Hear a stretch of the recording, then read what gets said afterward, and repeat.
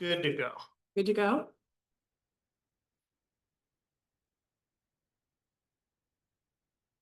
I'm bringing this public hearing and regular town council meeting to order.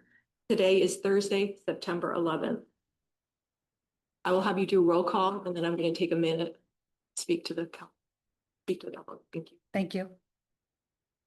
Councilor Bragdon. He is trying to join. Yeah, His he's- route and Okay, Well, so I'll circle back. circle back. He will hopefully be present before the end of the meeting.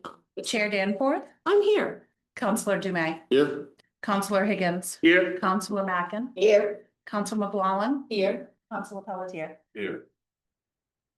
If he's not, then I'll just know when he does enter. Yeah. Tom's in the waiting room.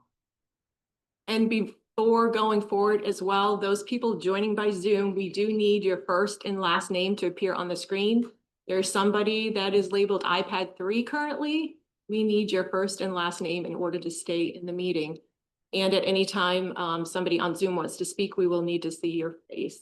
Have to come on video. But we will give iPad 3 a little bit of time to add their name, and then if not, And Matt is actively joining. he's traveling, so we probably won't see There he his is. face. Councilor Bragdon, we're just doing roll call. Present. Thank There you. go. There you go. And he had advised me he's traveling, and if he's not on the screen and we're taking a vote, this won't be good for him to vote, for him to be safe. So we've taken care of roll call. Before we do the Pledge of Allegiance, I just wanted to take a minute,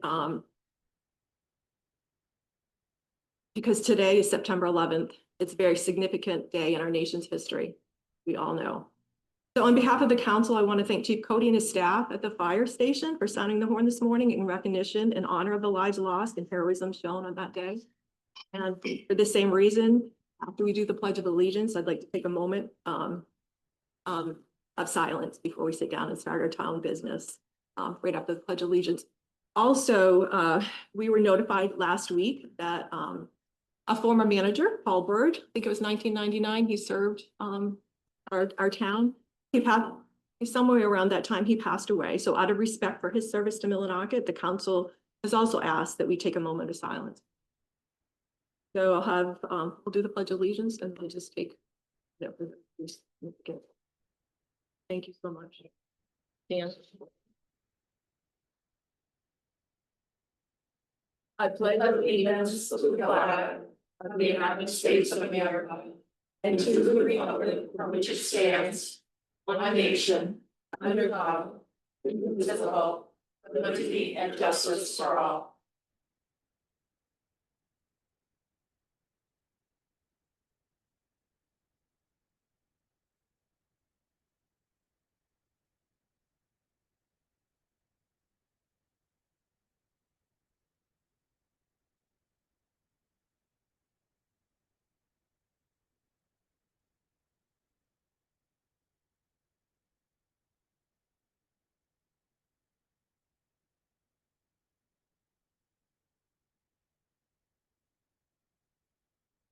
Thank you.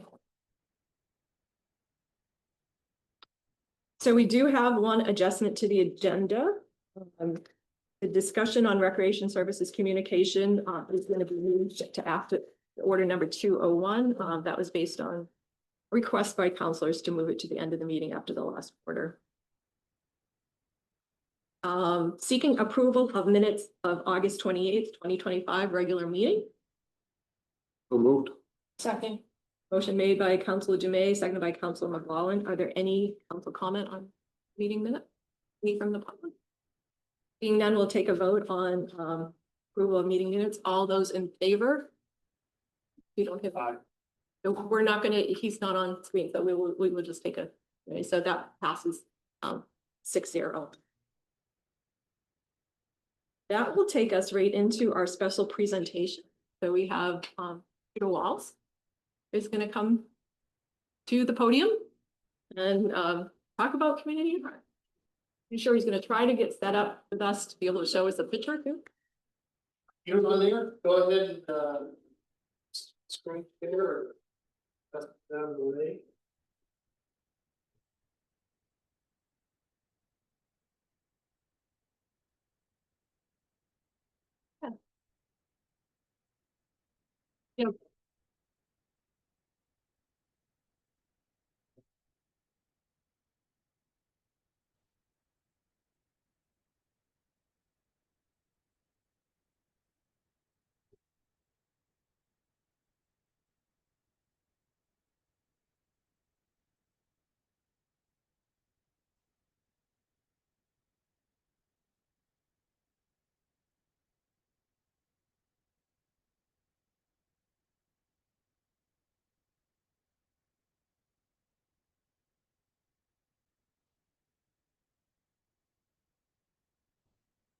Thank you for your patience, everybody.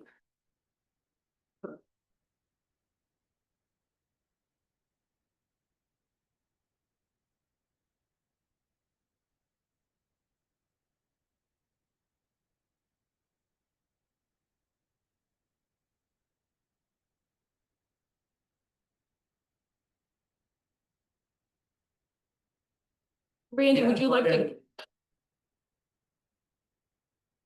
Would you like to give special introductions? You made the connection for us to the community? I said, would you like to make a special introduction? Oh, sure. Yeah, so We know you, Randy Jackson. Randy Jackson, 95 Knox Street, Millinocket. I do point out place who is McEwen, who has done a wonderful mural on the side of the building downtown. He's finishing it up. Looks great. So thank you very much. This Peter Walls and I have run into each other over the past many years. And in our culture and arts and heritage section of the town, I've invited him to show what is going on in culture, heritage, and the arts.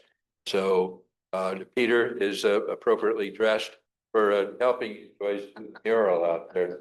You know, anyway, so I'll let him present his description and link up to the various things that are going on in the mural aspect of the world.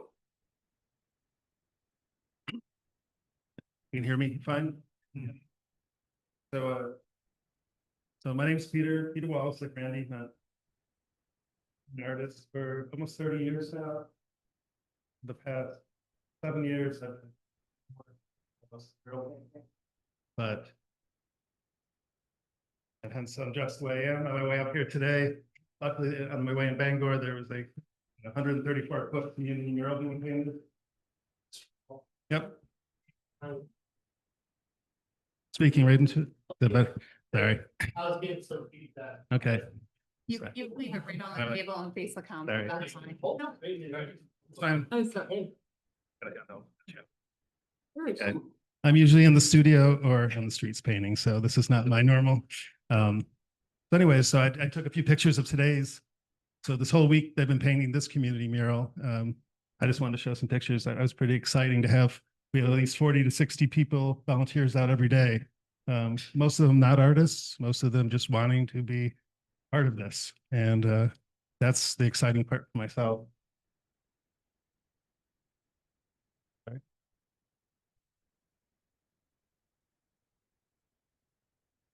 This one is an artist from Machias, Maine, and she came with Bangor Beautiful, which is a nonprofit, which I'll talk about a little bit shortly.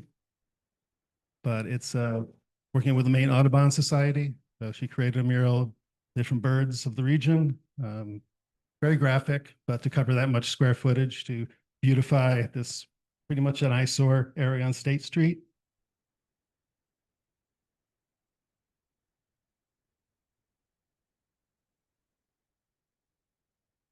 Anyway, so that was my morning, but coming up this way.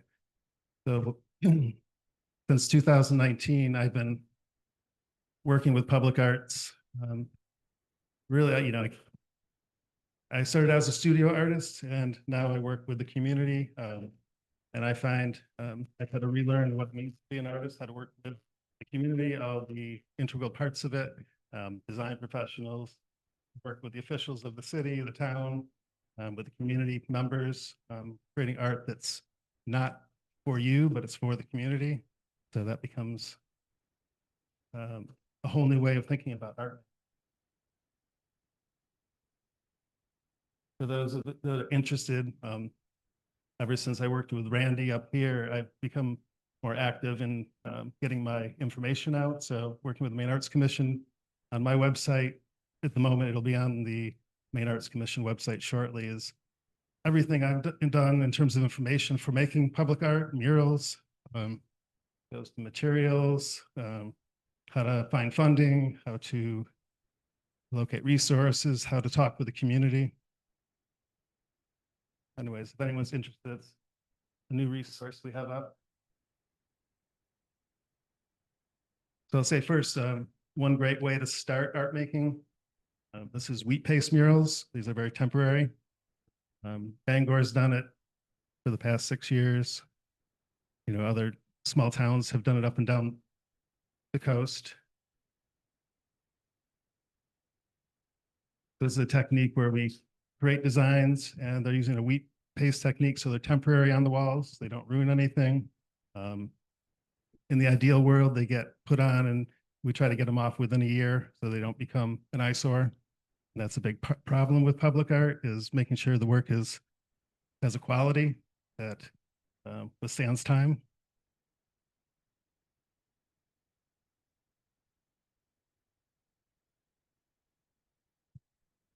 So another way of thinking about public art too is a lot of towns and cities are working on the utility box program. We're trying to beautify what's become these objects that are everywhere, create more interesting infrastructure. Maine Arts Commission recently commissioned the Color Wizard. He's a muralist from Lewiston who created this whole series in Lewiston of which I find is a great way to start thinking about public art outside of painting on walls. And I will say, you know, again, it's thinking about art that has a quality to it, that works for the community, whatever community it's in. I find that nature is usually a great tie together for most people. We all love the outdoors for whatever reason.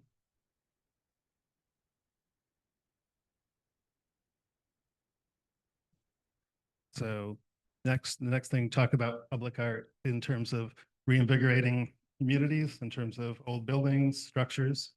I think this was in 2015. Annette Dodd in Bangor. She's an ex-school teacher. She's a co-owner of the Rock and Art Shop in Bangor. She went out on her own and created this mural because she wanted her city to be a little more interesting. And when people drive in, she decided to do something that was what she thought was an appropriate entrance to Bangor for her. She talked to the city. She learned how to talk to the building owners. Learned about, you know, she did this one all on her own, which was great. And I met her a couple of years later. Well, first I met Randy in between. We came up here to Millinocket and we worked on this little project, which was fun. I grew up in a small town on Lake Ontario in Western New York State, so about the size of Millinocket. So having public art in small towns and communities is super important to me.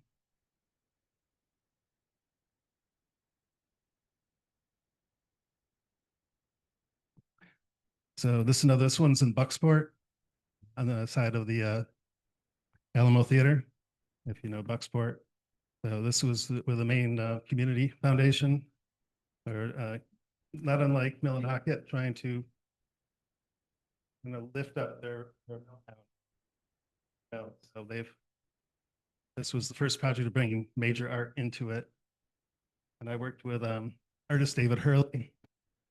So we were given this 18-foot by 60-foot wall to deal with a $5,000 budget. And like, how can we create something on this wall that's interesting, talks about the river. We're talking about around the Penobscot River also.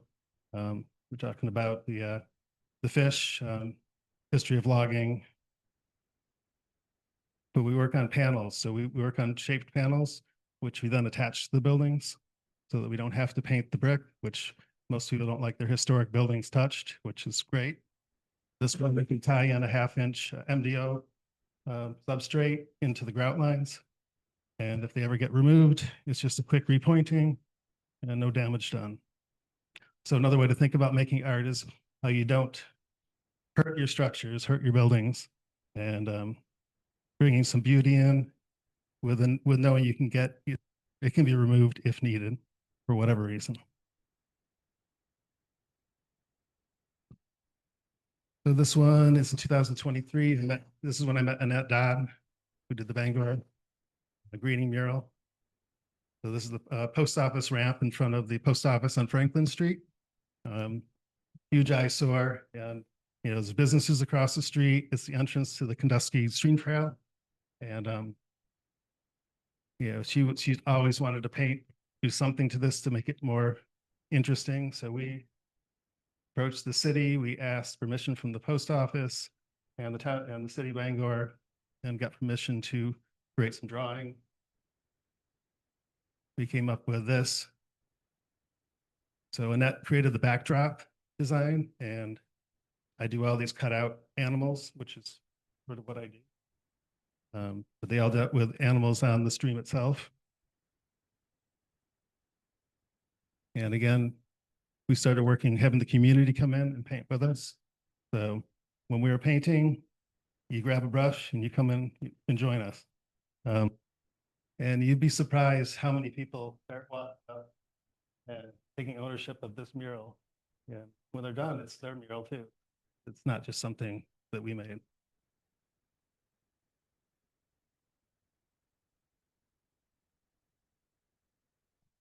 So right after that mural, which I'll say, Annette, she was able to get the funding for half of the mural of about $4,000 through sales of posters of her other project, Bank of the Greeting. Then we needed more money, so we wrote our first grant together. To the Maine Arts Commission, we got a project grant for $5,000, which just kicked the project. So it happened immediately instead of, will this happen next year? No, it's going to happen now. So, and after that, she realized she could write grants, which is awesome, because then she went and started Bangor Beautiful, which is a new nonprofit that deals with everything from tree planting to community outreach and beautification of Bangor. So I encourage everyone to go to that website. You can see the projects they're working on. I think they're on mural number 10 coming up, and not including the one we worked on today. And in 2 weeks, we do another school mural. And then right after that, she brought in Matt Willey, who's a national artist. She decided she would fund a big project to get the community excited. And somehow she raised $40,000 to have this painted. She went out and did it. And it's one of those funny things. Once you get enough projects going, people get excited. People want more. This is a 3-story honeybee mural that painting of, excuse me, 1 second. He's painting 50,000 honeybees around the world, and he's on mural number 80, I think, right now. But getting him to come to Bangor was a huge lift, not only for the mural making, but they also deal with pollinator gardens in Bangor. So that's a big part of initiating that program. So one program leads to the next. Now they have a pollinator garden with the trees, and murals represent that. And it's a great photo op.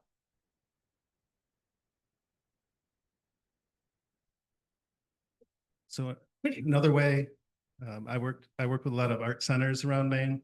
This one's with Waterfall Arts in Belfast, which is an old elementary school from the sixties. And I've never liked the building because it never looked like an art center to me. So I met the art director one day and I just asked her right away, can we paint your building? And she's like, yes, let's do it. And then of course we got into the brick issue and all the dealing with the town, the city, or the town of Belfast and the building owners. And we came back to the panel idea, which we could attach. So we went with the honeycomb design and we invited 32 artists from Waldo County to come and paint panels representing, we called it Here's Magic. It's about home, place. And it was pretty amazing to, teach. A lot of these artists haven't made murals before. So this was their first mural project. But once they saw that their small part made the whole part, made the whole picture. And all these panels, they're all about 5 feet by 5 feet, approximately.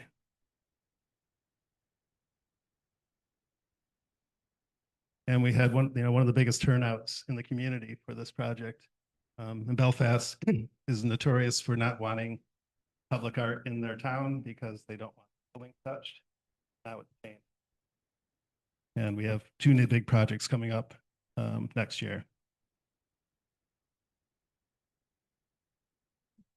And then back to Bangor, and that wrangled me into working with the schools and their pollinator garden. All the elementary schools in Bangor now have a pollinator garden.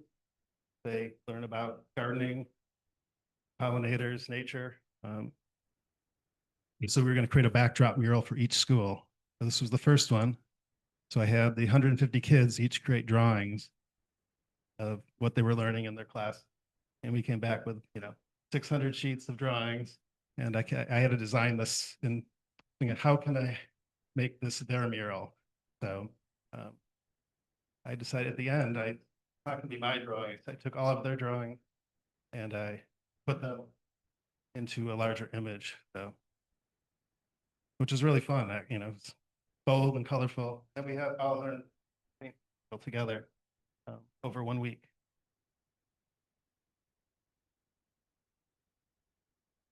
And it's pretty big. It's about 30 something feet, 32 feet by 16 feet tall. And every day when they come to school, they walk by their mural. They all know they're critters. But it's another great way to think about working with your schools, working with your other, I work a lot with hospital systems, nature centers.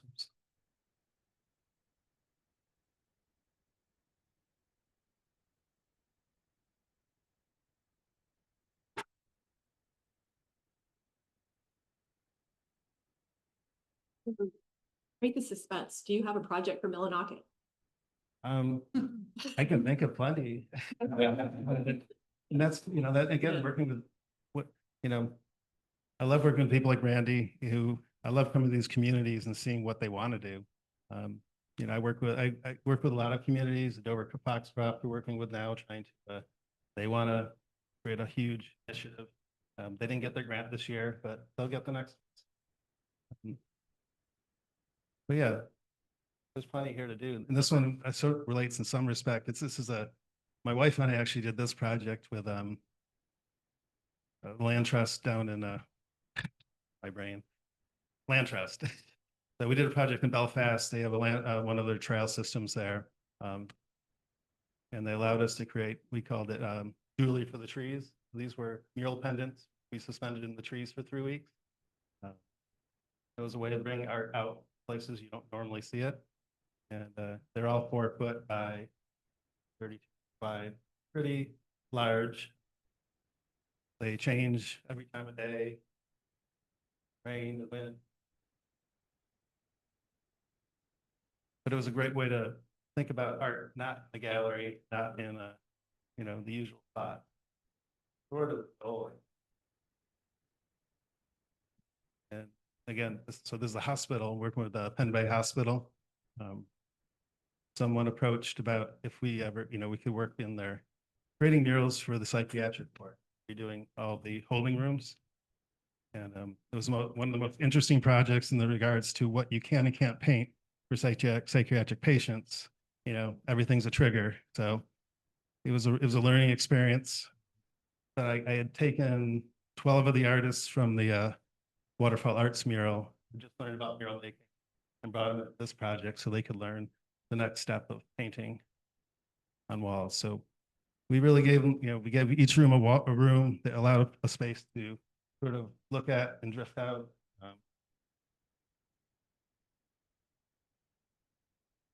It was an interesting project because I get a lot of responses today in terms of people who have family members who go there. None of these walls have ever been damaged, which is another thing their hospital's even amazed about, because normally there's a lot of issues in the holding rooms. Again, I think it's like art, you know, precious to everyone, you know. The same thing happens with outdoor art. I mean, rarely do you get graffiti and stuff, and people always worry about that, but people don't want to wreck beautiful things. And so I'll just end with some of so right now I'm working, like I said, working with a lot of communities and other people getting themselves up and running. So this is the WOW Collective. It's for the four Waldo County women who have joined forces to create murals. This was their first mural they did for a Bonner Farm. And it's 36 feet by 8 foot, I think. And it's pretty impressive to see these people have never created art on the scale.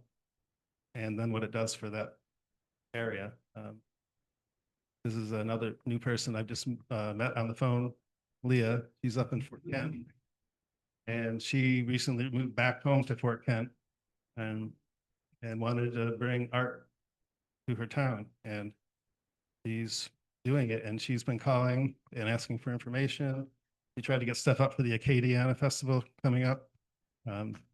She couldn't get the building secured in time, so she's learning the process. Yeah, start ahead of time if you want to get a building and all the issues that go along with that. But she decided, I'll make temporary murals. She moves these around the town. So I think it's pretty amazing. So anyways, so this is just a little bit of what's out there. And this is really just the painted art. There's a lot, you know, a lot of sculptors and musicians and performance art, which are also integrated into this, which, I mean, I'd love to see more of that happen. So.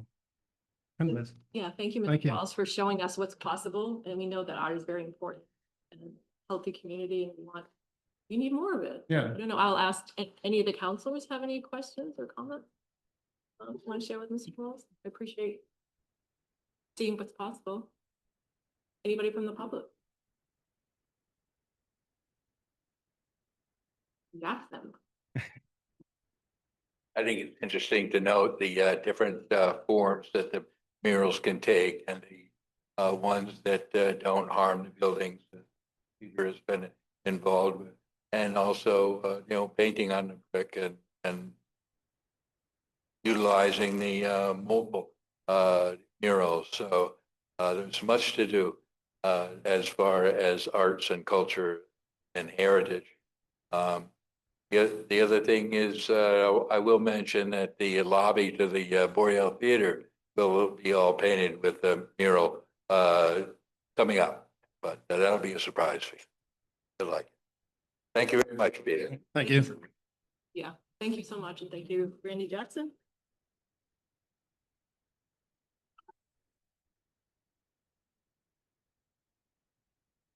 So we will continue. With order number 202-2025. Chair, Yes, can I interrupt for? Yes, I please. just wanted let the clerk know that quite a few more Okay, Thank people you. had joined Thank you. in during that presentation, so she could take a new count. so that gives me a chance to see that we do have a full screen of people joining by Zoom. Welcome. However, to stay in the meeting, we need your first and last name to appear on the screen. So if only your first name or your last name isn't there, we need you to make that adjustment in order to stay in the meeting. And just as a reminder, when it comes time, if you want to make comment and speak with us, you need to have your video on. So we'll give those with just a first name or not a full name on there. to correct that? Great. And if it's not corrected. Okay, thank you, everybody.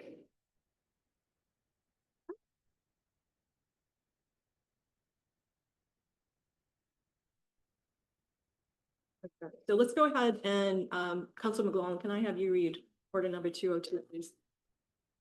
Certainly, order number 202-2025, providing for street closure for Trails End Festival. Whereas the additional attached request was received on number 8, asking to extend the Poplar Street closure, accommodating Trails End Festival setup. It is ordered that the Millinocket Town Council approves the closure of Poplar Street from Penobscot Avenue to Katahdin Avenue from 6:30 p.m. Thursday, September 11th through Sunday, September 14th at 6 p.m. Second. Motion made by Council McGowan, seconded by Councilor Higgins. Any council comment on this order? Any public comment on the order? Seeing none, back to the council for vote on order number 202. All those in favor? The motion passes 7-0. I know Mr. Malcolm is listening in and he had put this request in, so yeah, that vendor can go ahead and start setting up in a half hour as per your request. There you go. We don't have a manager's report tonight, so we're gonna go right into order number 195. Councilor Dumaine, I have you read that. Yes, Madam Chair, order number 195-2025, providing for the execution of the prior fiscal year town warrant for September 11th, 2025. It is ordered that the prior fiscal year town warrant for September 11th and 2025 in the amount of $4,480.50 is hereby approved. Motion made by Councilor Dumaine, seconded by Councilor Bragdon. You have heavy hitter? Well, it looks like it might be I one. think I just have one, and that's to Rick Wax. And that's for damage from fire and repairing from when the bank had a fire. Goes. Any other council comment on the order? Any public comment on this order? Seeing none, back to the council for vote on order number 195. All those in favor? The motion passes 7-0. Again, Councilor Dumaine, can I have you read order number 196? Absolutely, Madam Chair. Order number 196-2025, providing for the execution of the town warrant for September 11th, 2025. It is ordered that the town warrant for September 11th, 2025 in the amount of $106,480.05 is hereby approved. Motion made by Councilor Dumaine, seconded by Councilor Bragdon. It goes with the heavy hitters. Sure, a few here. $12,679.34 for Ascent Aviation Group. That's for aviation fuel. $18,500 for Bangor abatement. That's the CDBG sod. Down to Dead River for $3,379.65, and that's Public Works Oil. Elon Financial Services, that's our credit card services, that's $12,267.01. Emery and Sons for $3,332.95, that's Public Works. For the roads, Harrison Schrader Enterprises, $5,689.77, and that has to do with the fire department. Main Technology Group at $3,306.20. That's for computer supplies. $21,797. That's for Municipal Waste Solutions. That's for transfer site build. It's the biggest ones. Any other council comment on the order? Any public comment on this order? Seeing none, back to the council for vote on order 196. All those in favor? And that motion passes 7-0. One more, Mr. Dumaine. Okay, order 197. Thank you. Order number 197-2025. Providing for execution of the wastewater warrant for September 11th, 2025. It is ordered that the wastewater warrant for September 11th, 2025 in the amount of $14,691.36 is hereby approved. Second. Motion made by Councilor Dumaine, seconded by Councilor Higgins. Council comment on the order? Yeah, there's only one heavy hitter. That's for $11,260.25. That's for the flusher, the pump station. Any other order? Any public comment on this order? Seeing none, back to the council for a vote on order 197. All those in favor? That motion passes 7-0. Okay. So the next item on the agenda is a public hearing. As clerk had reminded me, if you are here in the room, we need you to sign in on the sign-in sheet. That is a requirement. So if you haven't, do you have it, or is it floating around? It's. It's public. book- I think Yeah, everybody so has. if anybody has. Thank you. And you have, you're able to see everybody's name. So we see, I see Joanna's iPhone, Donna's iPhone. Can you put your last name in so we can keep you in the meeting? Is there anybody else that doesn't have a first and last name up here? Want people to be here if they want to be here. So Jonna, we need you to put your last name on the screen, please, for us. We will have to watch that. So, Jonna's iPhone, you're not sure how to change it, and you want to just put your name in the chat. I'm happy to change that for you. And there's another one right now joining called Gibbs iPad. Okay. And again, if anyone is unsure how to change that, they want to just put it in the chat. I'm happy to do that for them. so just as a reminder for another person that's just joined our Zoom, our meeting by Zoom, it says Gibbs iPad. We need your first and last name on the screen. So we need you to change that in order to stay in our meeting.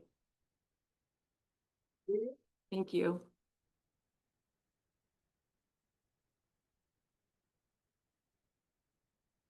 We'll be watching the screen to see if that happens in a timely fashion. So, Mr. Councilor Bragdon, can I have you read ordinance number 2-2025? Ordinance number 2-20. For public hearing amendment. Be ordained by the town council, town of Millinocket, approve the amendment for chapter 39 marijuana ordinance, town of Millinocket code as attached. Further ordained that the town clerk make appropriate changes to incorporate the chapter into the Millinocket code and description pages. All persons known to have a copy, further ordained. We have a motion made by Council Bragdon, second by Council McGlaughlin. Any council comment before we go? The public comment? Or at the public hearing? I just will remind people, this is the first, in your packet, if you have this, the first section of the draft is without any marking, so it's really just a clean version. Following those pages is the original document showing edits that were made, and then the language crossed out, et cetera, for comparison. And you'll see the language in there where marijuana is referred to as cannabis. Councilor Bragdon, would you like to take us into this conversation? Yes. Committee, please. As promised, a few months ago, when I first got reelected, we wanted to focus on updating our code book on accuracies, but not only state, but a lot of outdated laws that so many different variations of around, very difficult, and people wants to know what's going on. So me, Peter, and the CEO, Tom Melvin, are taking an initiative to go through the entire code book. Coincidentally, when we had decided to start doing this, we had that gentleman request that we look at the marijuana ordinance, some certain discrepancies, state law. This is what we had, plus there was a lot of contradictions that were in the policy itself. So this is the one we started with. We're gonna do more after this. We're already talking about which ones to look into after, but for this one in particular, the first section that we really updated was what's defined as cannabis and what does finds cannabis. So basically how we base this, a lot of what state reference the has. So what you see in the first section that talks about adult use, domicile cultivation versus cultivate, home cultivation, all of that is based off of what common knowledge is. We only made a couple of changes to that particular section. And moving on, the next section, are you bringing up those? Oh, do you want me to? I don't know, if people in the audience want. It's easier for me to see. Yeah. Sure. So when we did the charter, how we organized it in, I'm getting into what we're doing today for the code book. Is we have blue and red edits, and red is what was previously in there that we're proposing we strike. And blue is what is the proposed change, so you can see them side by side. A little bit here for those of you that are have a difficulty going through that much way with dying, and that helps bring it those is being changed. Wait just a minute. Never mind.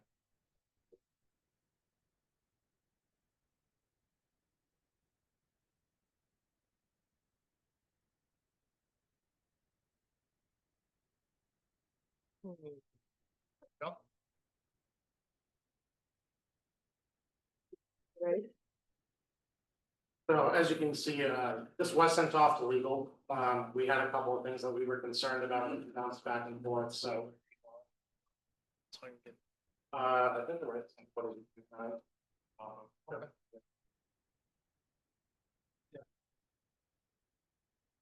So again, this is a lot of definition change. What you see primarily, it's just updating, there's been so many changes in marijuana over the last 5 years with how it's operating.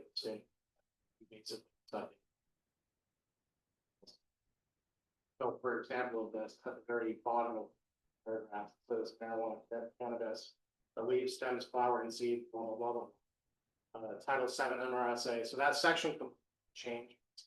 So there was a lot of change. So we adopted a lot of the.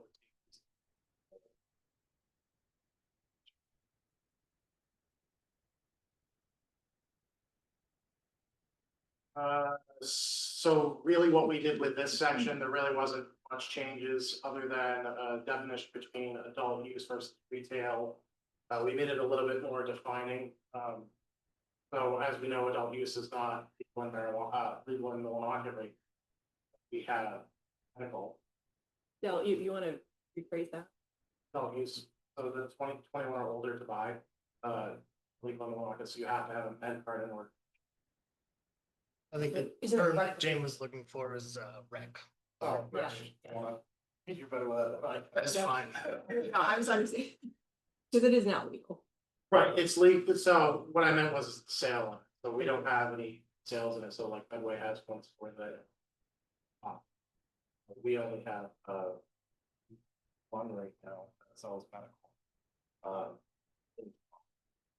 So, again, just a couple of small definition changes to the section. There was another code change for NRSA 102-810. That's just a date change, and 39-1-4 with the effective date and duration. We changed it to match what we do already, generally with ordinance. That's just, I think, still no change.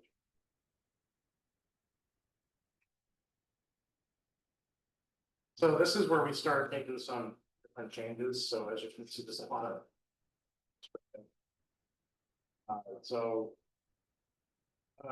We changed business definitions, again, changed state A, B. We struck a law that was really unnecessary, and then C. Excuse me. 50 feet of a property line of a private residence at the time of application made, so. This policy in itself would have made massive restriction, but. It's basically impossible.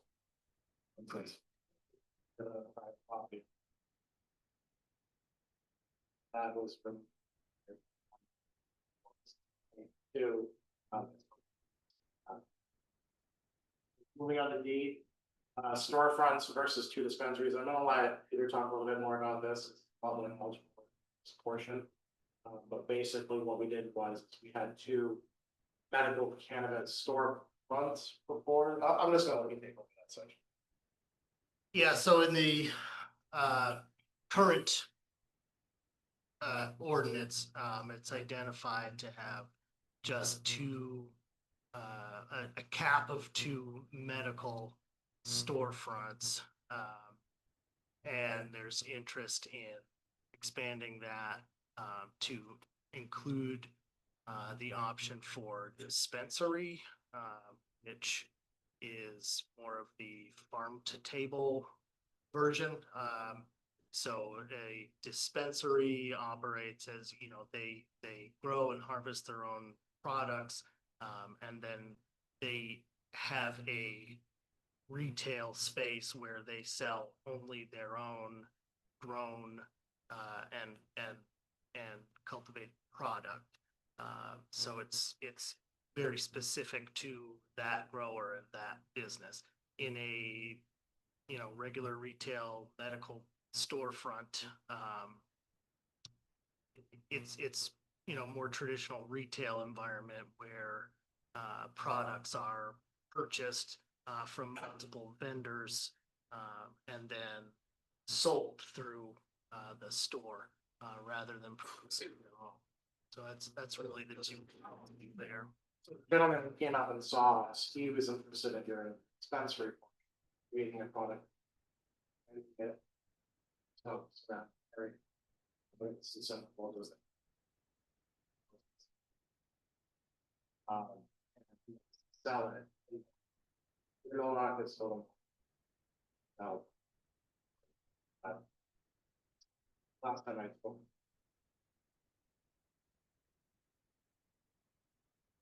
That was what he was.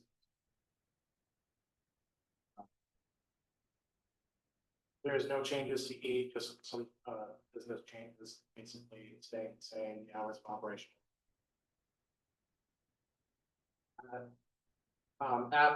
So this was more of homes, so we refer to him on this.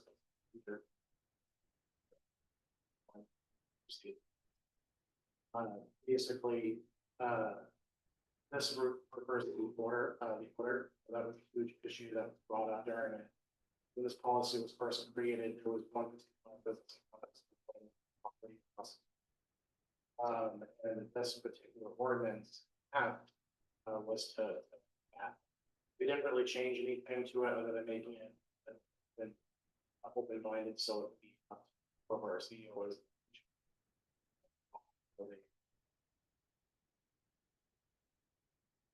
Rest of it, the other big change we made is I suggested the change to I, and basically where I was going with this is, if cannabis operation has a security system, it was kind of open, battery backup, piece of power outages, I was going along, sure that one, their security system operation is a break-in, or if there's any kind of area near cameras, will have 24 hours surveillance, including power to those cameras, or lights, emergency exits, or anything. Other than that, we added another section with I, so this is for fire safety.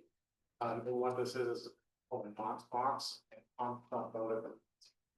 He's on Zoom and I'm not sure if he's able So to.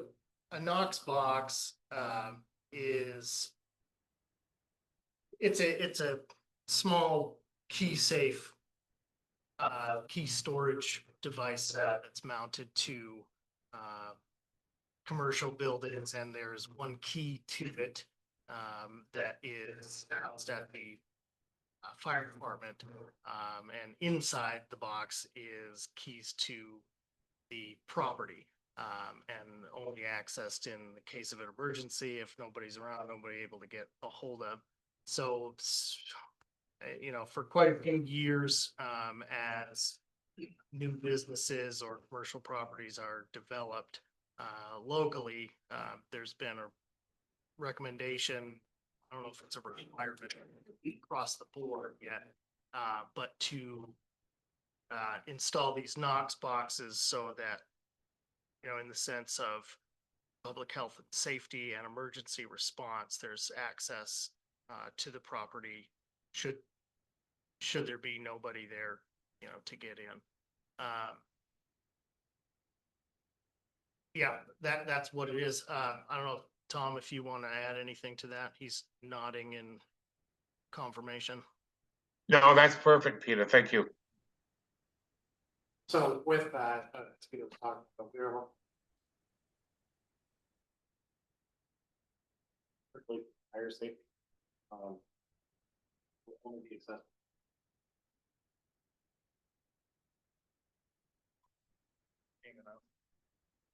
Can you pause for a second? I'm hearing that your voice is carrying. So do that.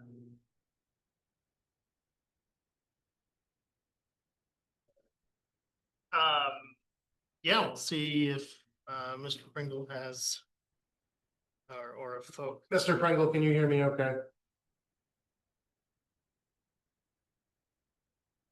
I'm not- Looks like everybody, they're saying much better. Okay, Yes. fantastic. Yep, So we great.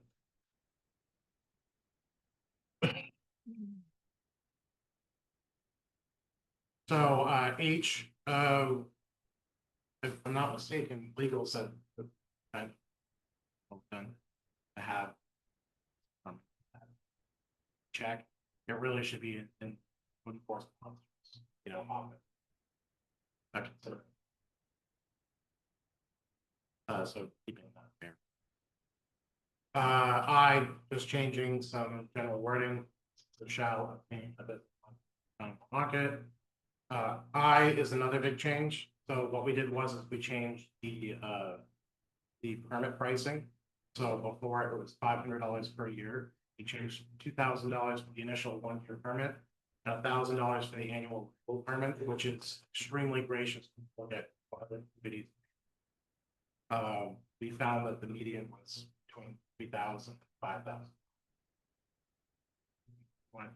Here, it is a huge increase. It is $500 with every weather. State is fair. Can I speak to that for a moment? Yep.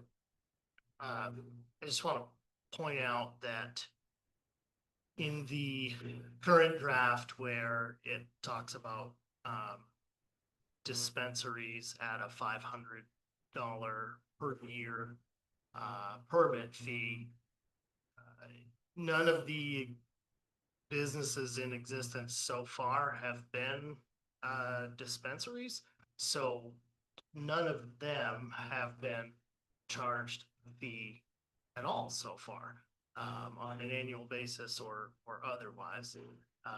And since this has been communicated for the public hearing, we've certainly heard some concerns about the jump in price being from basically it has been nothing so far for the existing businesses, up to 2,000 and 1,000, and some points made by local folks in the industry about the amount of business in town, and how concerning annual permit fee of that amount would be to their business.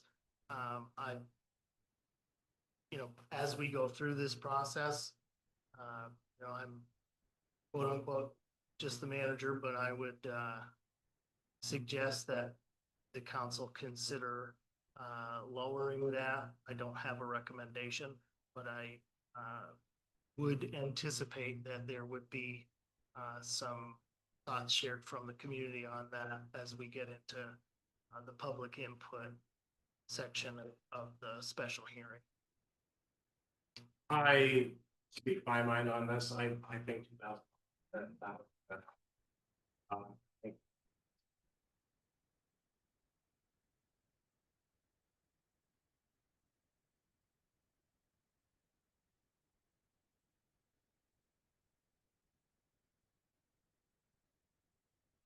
Yes, I just have, Councilor a- Jemay. thank you. I just have a question for point of clarity. Did you say, Mr. Manager, that the ones in the business community that's in this industry?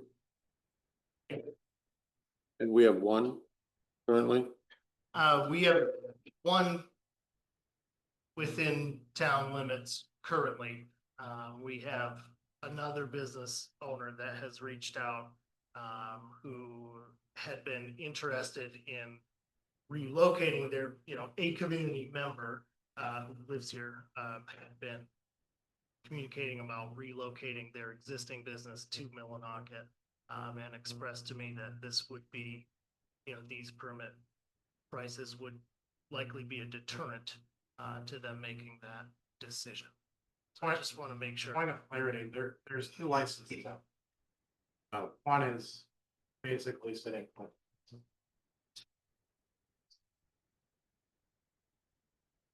Counselor Higgins. Thank you, Madam Chair. I understand what they're saying about the price in the first year. I mean, that's $160 roughly a month. In the second year, it's only $83 a month, due to other than what they got coming in with those.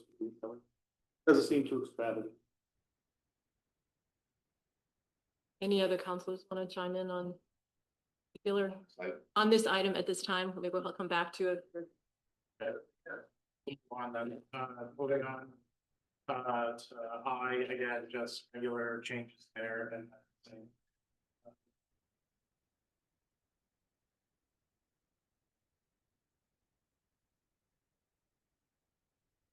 Same thing, just make it.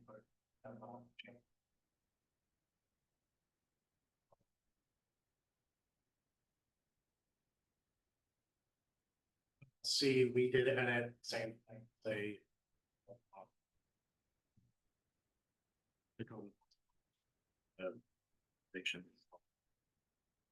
To look in the violations, not the police department.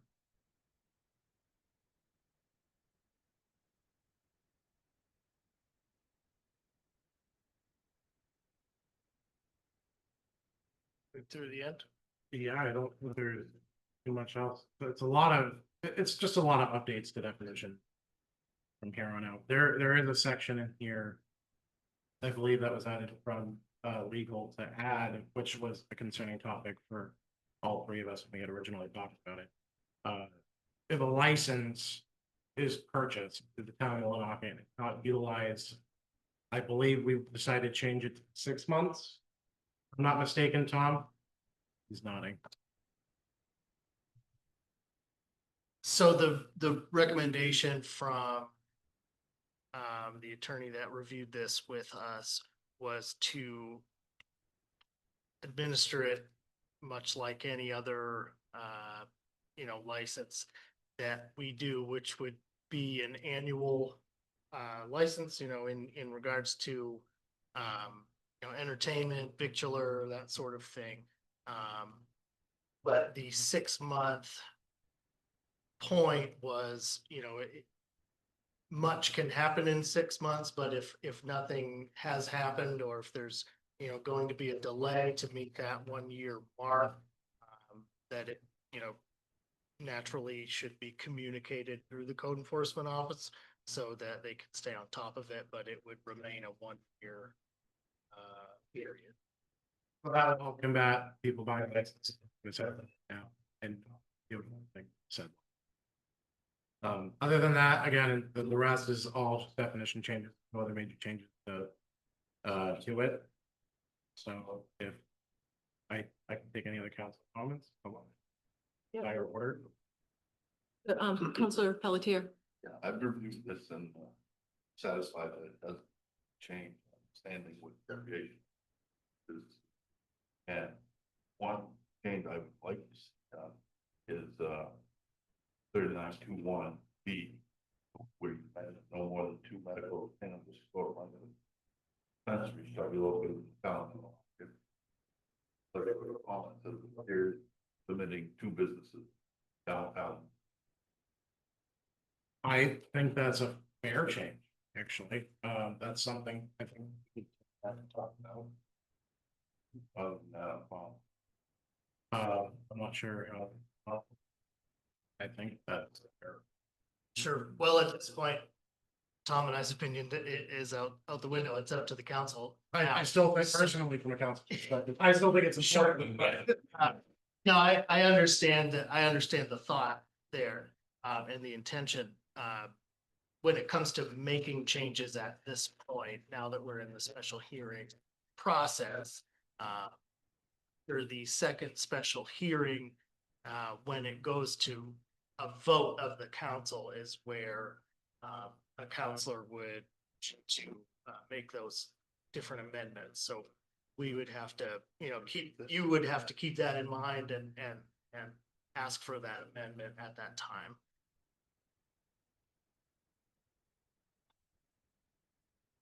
So I will just comment on that because I know we had that conversation because a particular ordinance increases the amount of storefronts that we would have in Millinocket from 2 to 4.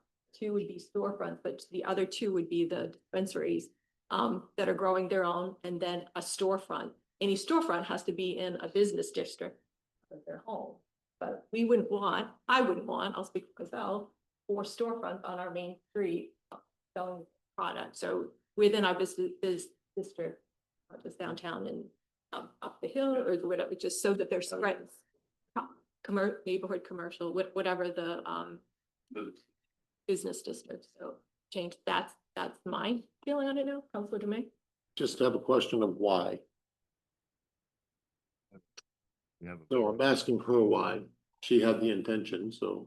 Yeah, no, we had this discussion, we have a shortage of we have a shortage of space down there, I guess just more of a general diversity, opportunities down. If we wanted I get, more, yeah. if we wanted more than 4 restaurants, would we limit that? Or more than 4 stores that sold clothing, would we limit that? Or would we?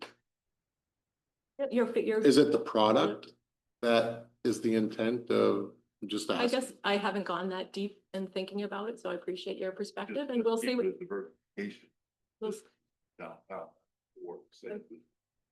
Happy to hear what, at that point, what our.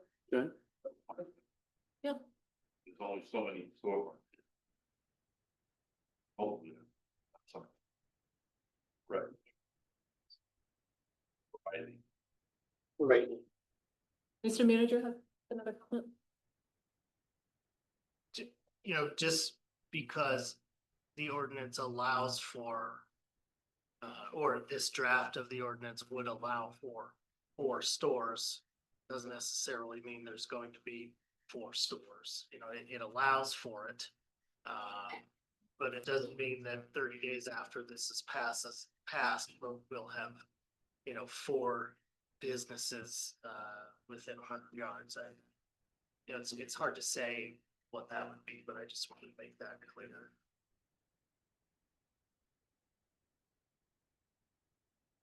To the future. Are there any other questions I can answer, council? No, before I go to the public, I will say I was happy with some of the language in here dealing with odor because that's what we've heard before. The odor. And that sort of thing, and this seems to me to take care of that. That was definitely taken into consideration.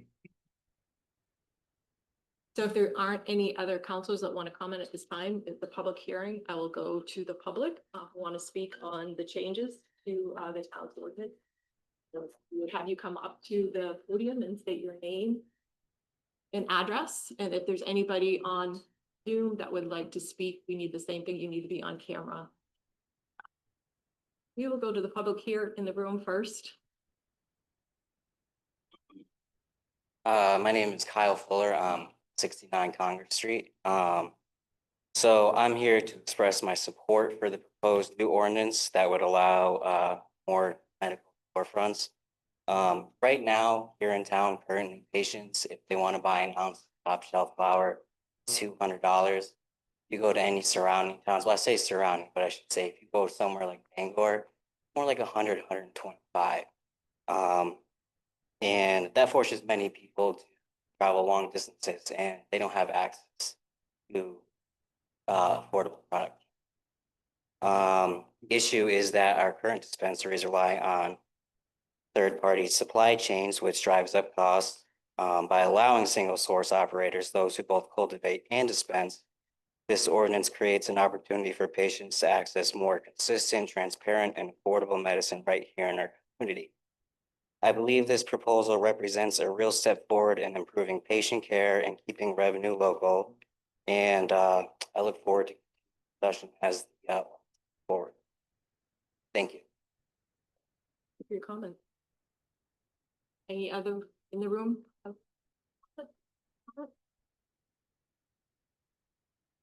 Is there anybody on Zoom that wants to offer public comment on this changes?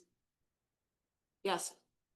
Mr. Pringle, you may come off Zoom, come off mute. Sorry about that. I think I am. Yes, Can that's everybody right. hear me? Name and You can- address, please. Oh, sorry, I couldn't tell if you could hear me yet. Chuck Pringle, One Colony Place. Having read over the proposed changes, even though I am not a partaker in the consumption of cannabis, I really would not have a problem if there were more storefronts located in the business district area, in as much as next to any potential grower facility that sells cannabis. Hopefully there will be an adjoining restaurant or two, because those that partake in the cannabis areas tend to get the munchies either before or afterwards. So honestly, I wouldn't have a problem if there were 3 or 4 storefronts, even though I'm not a user. And that's my only comment. Thank you. Appreciate. I'm seeing on Zoom, we have somebody named iPhone 4.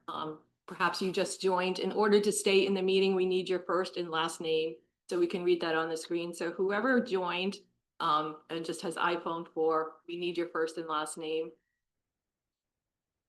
We'll give you a minute to do that.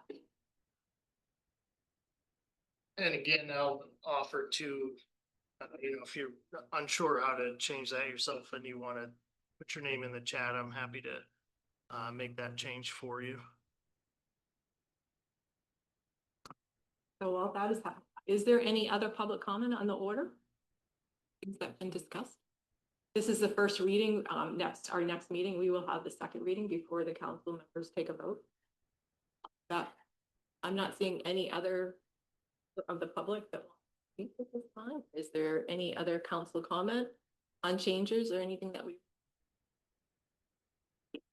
Oh, Councilor Higgins. But just like, thank you guys for updating and needed to be done. I too will echo the sentiment and that knowing that you work with a lawyer is past legal, so it's good to go once we're ready to vote on it. And we will bring it up again at our next meeting. So seeing no other council comment, we are out of a public hearing, and it's 6:40. Madam Clerk. Thank you so much. Yeah. We will move ahead on our agenda. Let's see. Councilor Pelletier, can I have you read order number 198? Council order number 198-2025. An order providing for 1 Stuart Amos 4 S4C street sweeper through lease purchase finance. Be it ordered that the town council of the town of Norwalk ask all 1, the capital acquisition project, the project listing of the lease of 1 Stuart Amos S4C street sweeper is hereby approved, and 2, the financing for the project, the principal amount of $250,934 is awarded to Leasing 2 Inc. at an interest rate of 5.56%, and 3, that the town manager is hereby authorized to execute a lease purchase agreement and all other documents reasonably necessary to to accomplish the purpose of this vote, and four, that the town council hereby confirms its determination that the term of the lease does not exceed 120% of the economic life of the project. Five, that said, lease is hereby designated a bank qualified tax exempt obligation of the town for the 2025 calendar year under the provision of section 65B3 of the Internal Revenue Code of 1986 as amended. Second. A motion made by Counselor Pelletier, seconded by Counselor Brandon. I will just note that this has been already approved. This purchase is already approved during our budget. This feels in motion. Any council comment on the order? Any public comment on the order? Seeing none, back to the council for a vote on order number 198. All those in favor? That passes 7-0.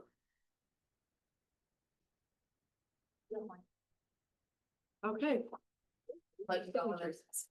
Okay. You.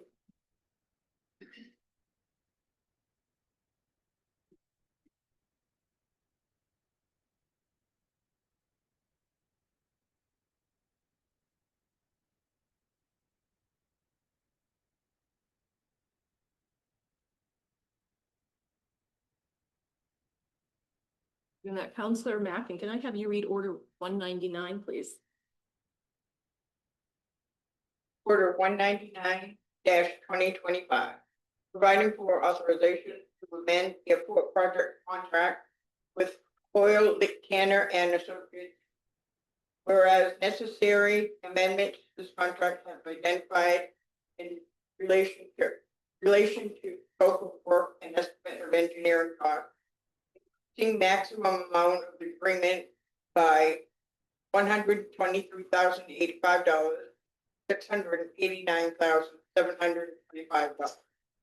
Whereas this project remains in the FAA DOT reimbursable agreement, allowing for reimbursement of 97.5% of these project costs, increasing the town's portion of this project by $3,077 for a total of $17,243. It is ordered that the Millinocket Town Council authorize town manager to sign and return the attached airport project contract. Motion made by Counselor Mackin, seconded by Counselor Dume.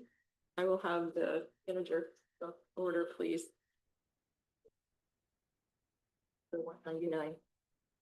Sure. What would you like me to speak to? Yeah, I just. Yeah. No, I think we've got we've got the next three orders are all about airport project. Maybe giving some context around that and the fact that this is reimbursable as part of a grant. Stretches over several fiscal years. So this runway project began in 2022, according to, actually I got 2 letters from the DOT this morning confirming that the extended phases were, continuing in the reimbursable agreement program. It's a really beneficial program that the FAA and the DOT offer where, as you can see, this one piece of the project, $689,000 total cost that, all but 17,000 of that is reimbursed by either the FAA or the DOT. So it's, we get millions of dollars of work out at the airport for pennies on the dollar, given our involvement in that program. So as I mentioned, this project started in 2022. This is the next phase of it.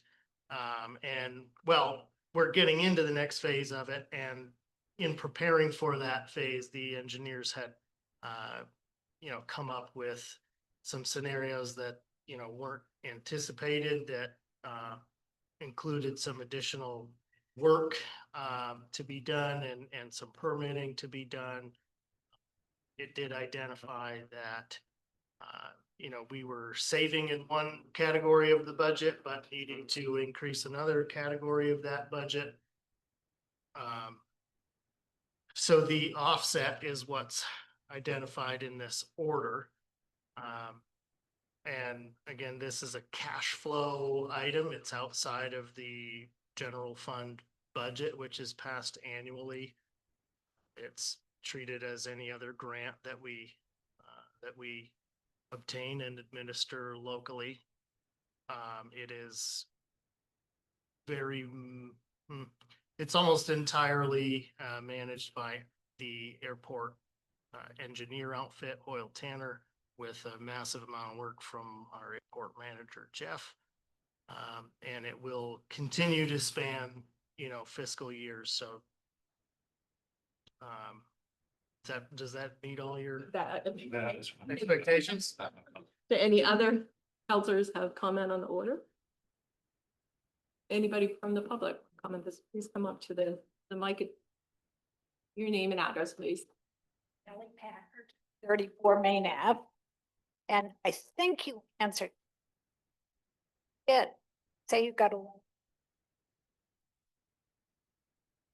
Yep, so it's been in that program since the beginning in 2022. But just this morning, I received letters from the DOT identifying and confirming that these next phases that we're talking about here continue to be in that program. So I was just wanted to clarify that. Day. Got funds aren't coming. very concerning, yes. Thought you. You're welcome. Thank you for your question. Any other questions? Back to the council for a vote on order 199. All those in favor? And that motion passes 7-0. Making airports greater. All right, Counselor Higgins, we have you read order number that takes us to order number 200. Yes, Madam Chair. Order number 200, 2025, providing for authorization to apply General Aviation Runway Extension Pilot Program. Whereas the FAA recently opened this new pilot program to provide necessary funding for the extension of existing airport runways that do not meet FAA requirements for the current funding program. And whereas the Millinocket Municipal Airport is a perfect fit for this program, and if funded, would drastically decrease the amount of the local funding needed to complete this project. It is ordered that the Millinocket Town Council authorizes and approves of the attached application for the General Aviation Runway Extension Pilot Program for $8,873,000. Second. Motion made by Counselor Higgins, seconded by Counselor Bragdon. The council comment on the order? It's Counselor Higgins. Please. I guess all the way through, we've known how helpful the program. And this, I'm glad this program came out. Definitely turned me the other way. I want you all to know that. I mean, because we do need the airport, there's no doubt about it. I do not want us to lose the footprint that we have. But my whole concern through the whole thing was we've got so many other projects that we've got to get accomplished in the funding that is needed. So I was very happy to see this come across. So I do. Bragdon. Thank you, Madam Chair. Just looking for the time frame on how soon we expect. Do you know that, Jeff?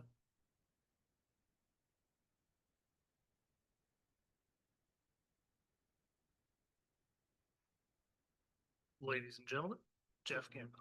Jeff Campbell, Airport Manager. Don't have a time frame on that yet. We're hoping it comes back soon. This has just started. We are going to be one of the first airports in the state to get the application in early. So program is just beginning.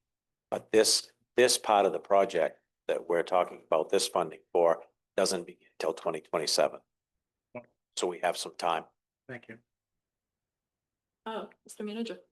I'd just like to, refresh the backstory on this briefly. Within the FAA and local airports, there is a revolving program where runways get reconstructed, refurbished, extended, worked on every so many years.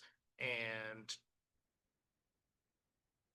the FAA has very strict guidelines on how they fund those reconstruction projects. It just so happened that when it was Millinocket's turn to be rebuilt and extended, the flight data they were required to use included the 2 years where the COVID pandemic had halted air travel, especially at our local airports. So, they, viewed that as, we don't have any traffic, we don't need any more than a sliver of the runway that we currently have. Had we been allowed to use data any year leading up to that period of time, or any data since that period of time, the numbers are trending remarkably well. But this program is very, there's a very hard line in the rules.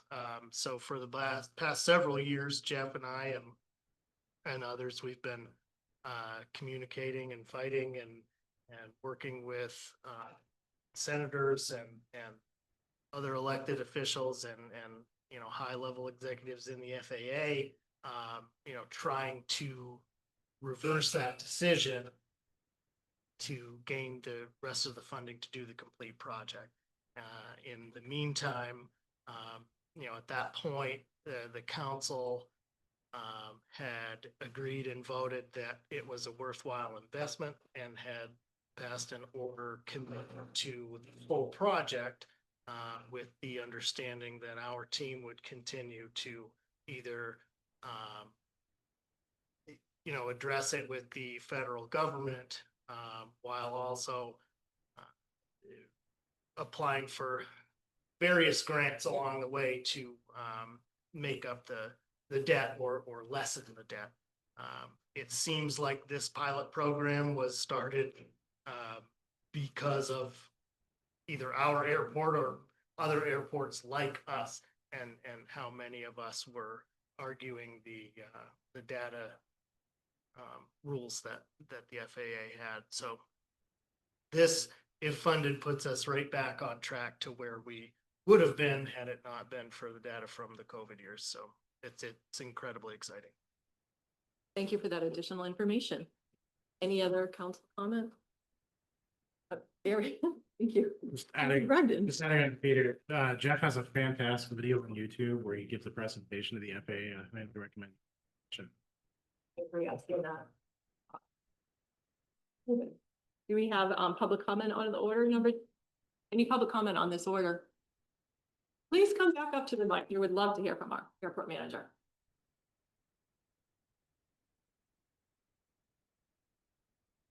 Campbell, Airport Manager. Because of the commitment that folks showed to this project, I think it had a great influence on what the FAA is doing out of the Eastern region. We really set an example by saying, no, we're not just going to hang our heads and we'll build what they give us. This is what we feel we need. This is what we need to build. And we really rattled some cages in Burlington, Massachusetts. I was invited to the Massachusetts Airport Managers meeting where the director of FAA Eastern Region was there. And we sat and had a good conversation about this particular program, and also presented that video that Councilor Bragdon spoke about. So that's the first piece in the puzzle. Another thing I'd like to give you a little preview on is there's some serious concern about our crosswind runway, which has been discussed before about us losing a crosswind runway. And because of this commitment, they've also come out with a new program that we're going to be probably signing up for, is a legacy crosswind runway program, which means any airport that's had a crosswind runway since its inception could be eligible for maintenance on that runway. We are making a statement to the entire New England region with what we've committed to do here. Thank you. I think Councilor Braggy. Thank you all. Yeah, not a question, but a statement to your first comment. I'm gonna be bold here, but I don't think it had really anything to do with this. I think it had everything. You have been nothing but spectacular when it's come to following up with the FAA, reaching out to senators, this wouldn't be possible without the work that you've done. Yes, we've supported you, but we couldn't have done that without you doing what you've done. So no, thank you for what.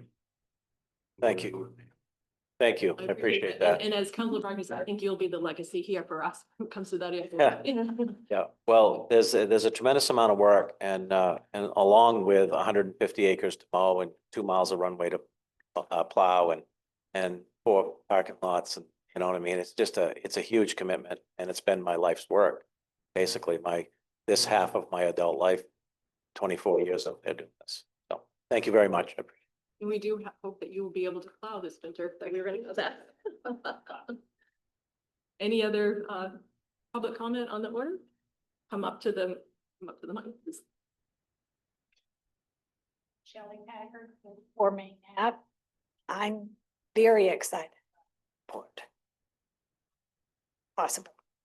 I do want to special thank you to Jeff because I have a granddaughter who's had to use Joey to go to the Shrine Hospital to it. It's been here. She dropped off, dropped off 10 minutes, bring hospital. All that Jeff to do it. Thank you, Jeff. That's a very valuable program that we have out of our airport. Thank you for your comment.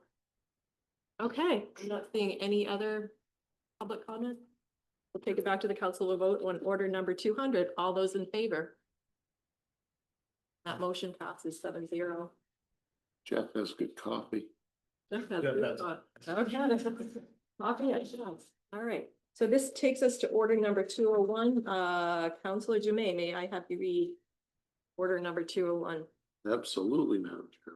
Order number 201-2025, providing for the approval of bid award Airport Taxiway D, whereas the bid process has been conducted through the town's agreement with Hoyle, Tanner and Associations, Inc. It is their recommendation attached to award this project to Sargent Corporation. It is ordered that the Millinocket Town Council awards the Taxiway D extension project to Sargent Corporation in the amount of $1,095,959 and authorizes the town manager to execute and file all necessary documents. Bids received. Sargent Corporation, $1,095,959. Help on this word? Yeah. Euro. Doing business as. Yeah, Northeast Paving, $1,309,852. Gordon Contracting, $1,624,463. Engineers estimate $982,603. Second. A motion made by Councilor Dume, second by Councilor Pelletier. Council comment on the order? Madam Chair. Yes, I- Councilor Higgins. Yeah, I will be abstaining from this vote, but my employer works hand in hand with Okay. this project. Any public comment on the order? Any public comment on the order? Come up to the mic. Mr. Airport.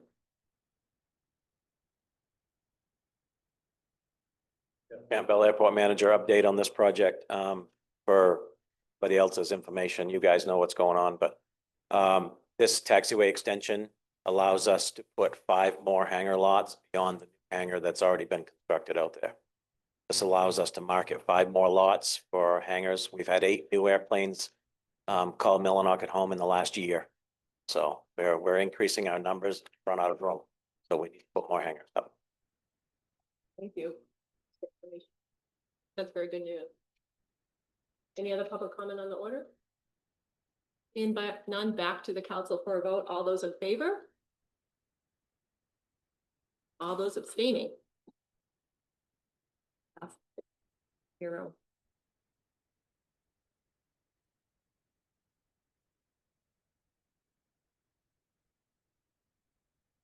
So this takes us into the discussion on recreation services communication. I have some opening remarks.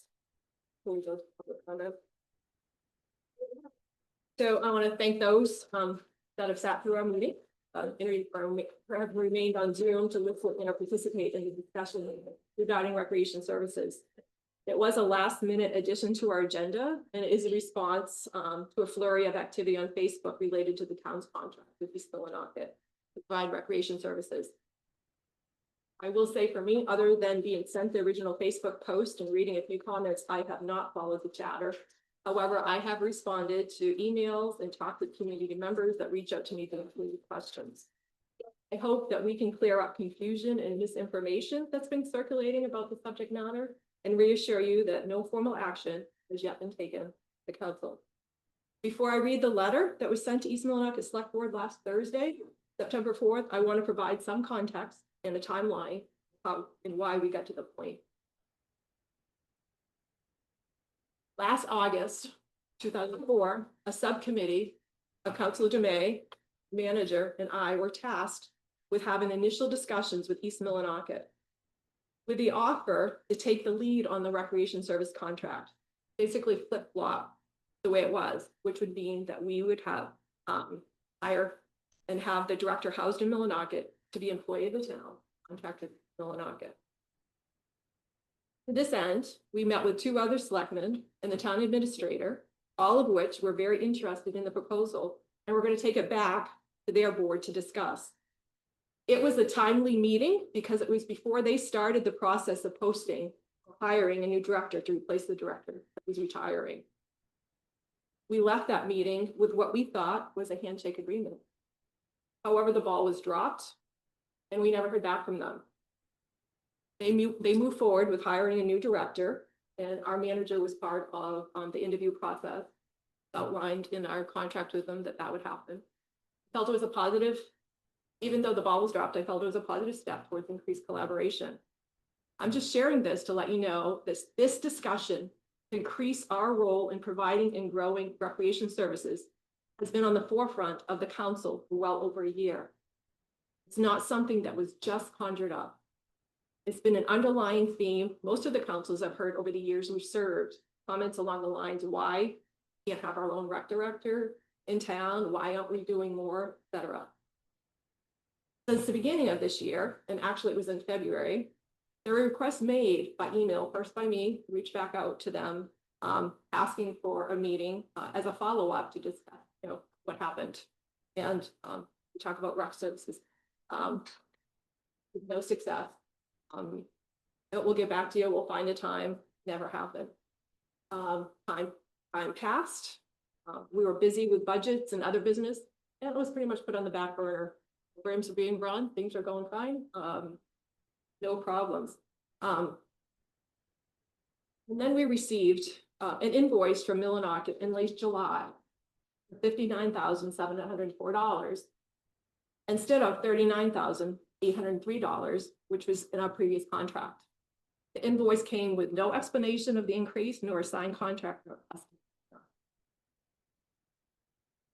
Didn't know where the new number came from, and it was a communication issue.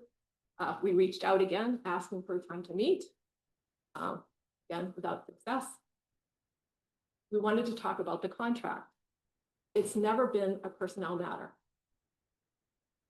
It was at that point that we decided to write the letter. I'm going to read now. After I read the letter, I will open it up to comment into the public.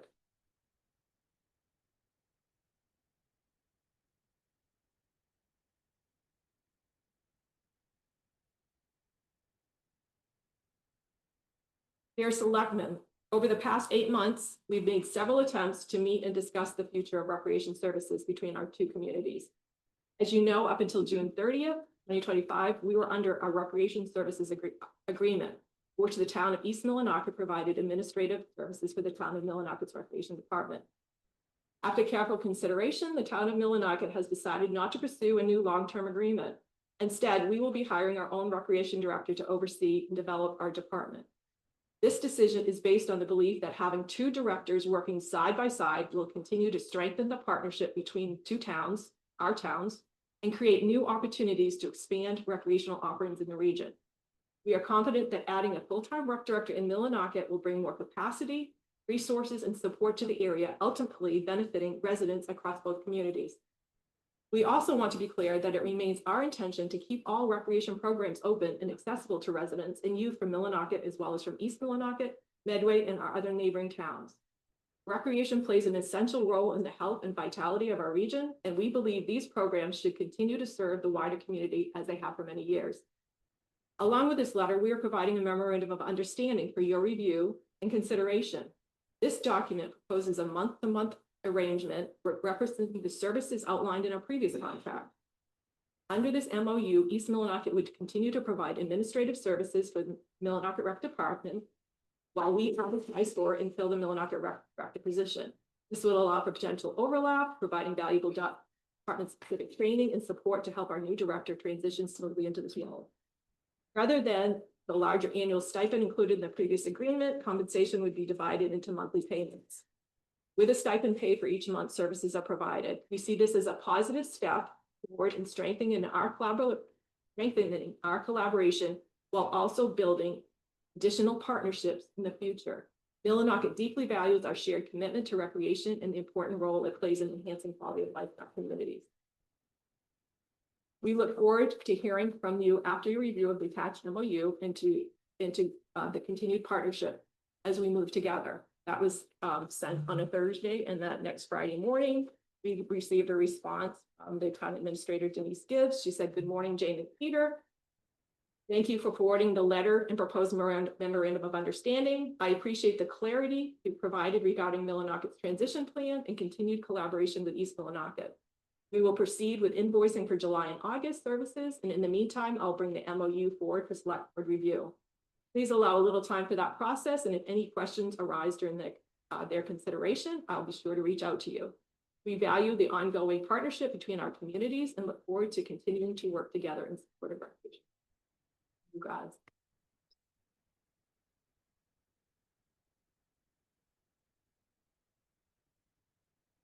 So I will just say, as clearly written in the letter, we're not looking to do away with any of the services or sever our ties with our neighbors. We want to grow our program. Our intention is and was to add capacity to the regional approach to recreation by adding another full-time person to work side by side with East Millinocket Rec Director and the Medway Rec Director. We know we need each other, and we have the foundation already in place due to the collaboration over the last, I'm going to say, developed over the last 20 years, successful programming. I, for one, don't want to set us back by not having a regional approach. That was not the intent. I will stop. You've heard enough for me. I know there's at least another counselor that wants to speak to this, but in general, I want, as we speak, as a council and as a public, I need you to remember this is about the potential of having a full-time recreation director for the town of Millinocket that works in collaboration with other towns to provide recreation service. It's not about the current recreation director. I understand been taken personally, and I'm very sorry. That was not the intent. It's about the level of recreation services you want in our town, not the person providing the services. It's not a job performance evaluation. There hasn't been a problem. I want you to speak as a taxpayer, and we need everybody to be respectful. We want to hear your comments as we move forward. And as I mentioned before, if you're on Zoom and you want to comment when it comes to your name, address in order, I will first take it to counselors, if anybody do, and then before I go to the public. Yeah, Councilor Dumeay. Thank you, Madam Chair. Also, thank you for the first 3/4 of your statement, which was factually correct to my recollection of attending those meetings. I believe it's very important in this climate where everything's so spun up that we understand facts over feelings, because the way this is taken by Firestorm is inaccurate. And I don't know why it had to go the cart before the horse, because no action, as you've correctly stated, has been taken by this council by vote in public, which is the only binding way that we can do things.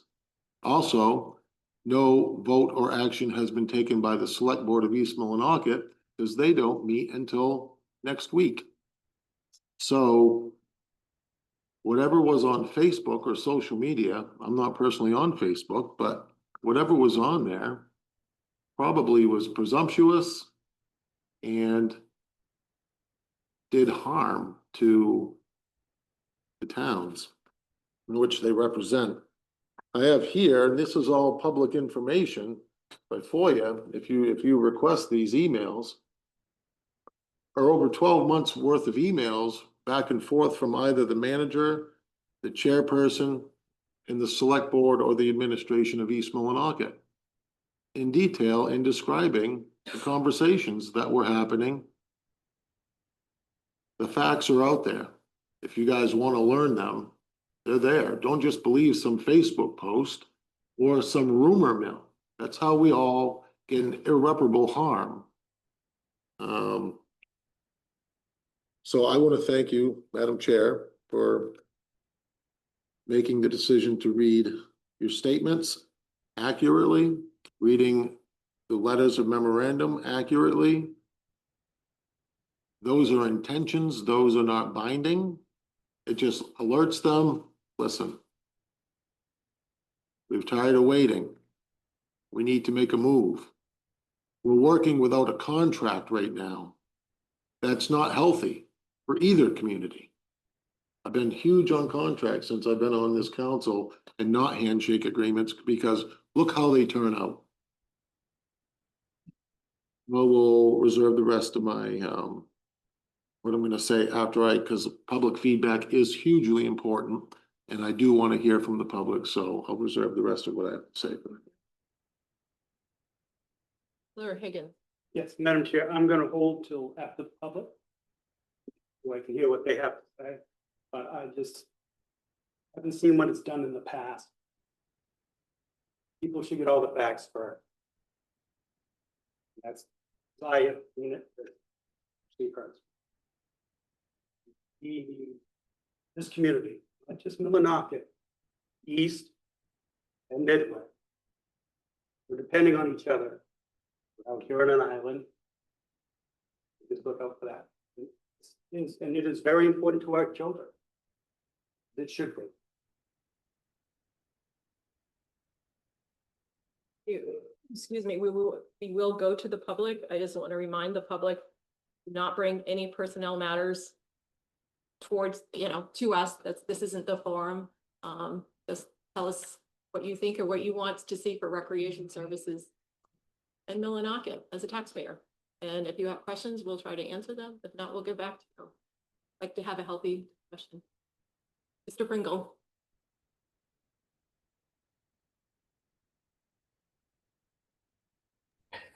Unmute. There we go. Chuck Pringle, One Colony Place.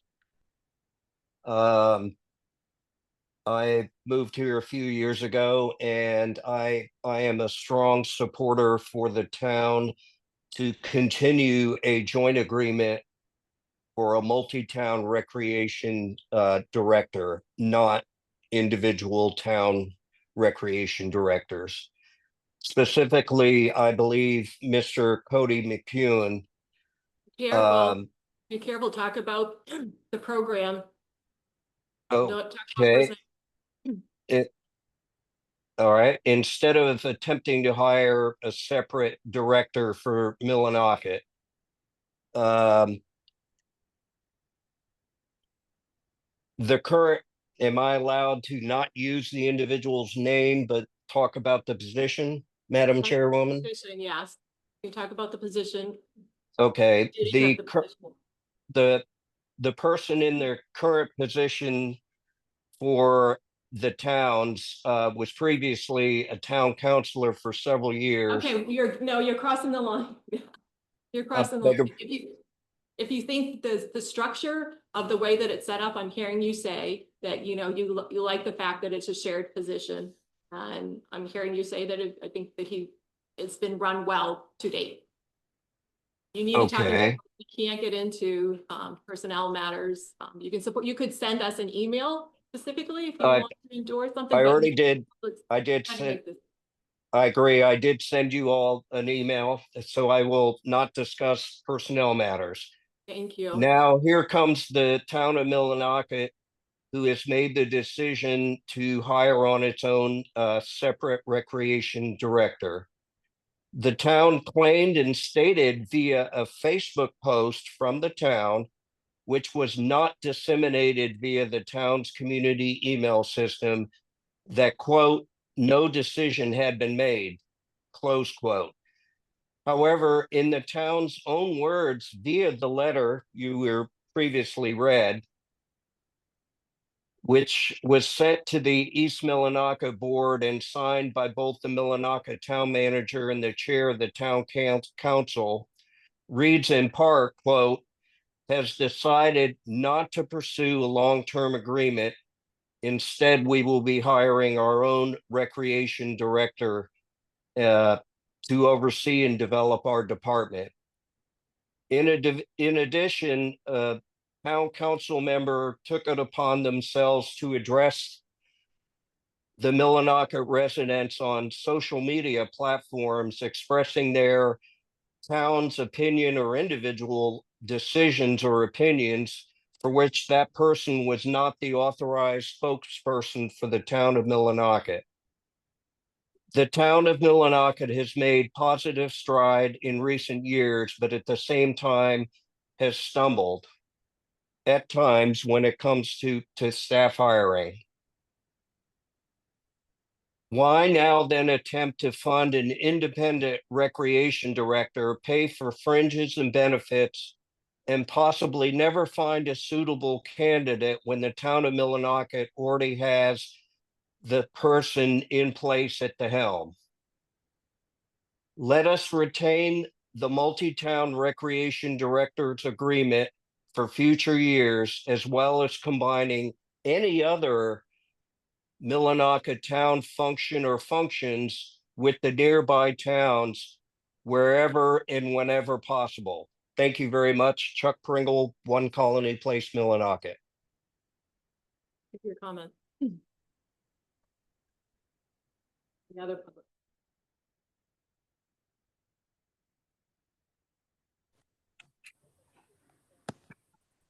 For comment. Wait. Jane? Oh, hello, I'm trying to think, is that Beth? Go ahead and identify yourself and your address, please. I'm sorry, I don't know how to raise my hand on Zoom anymore.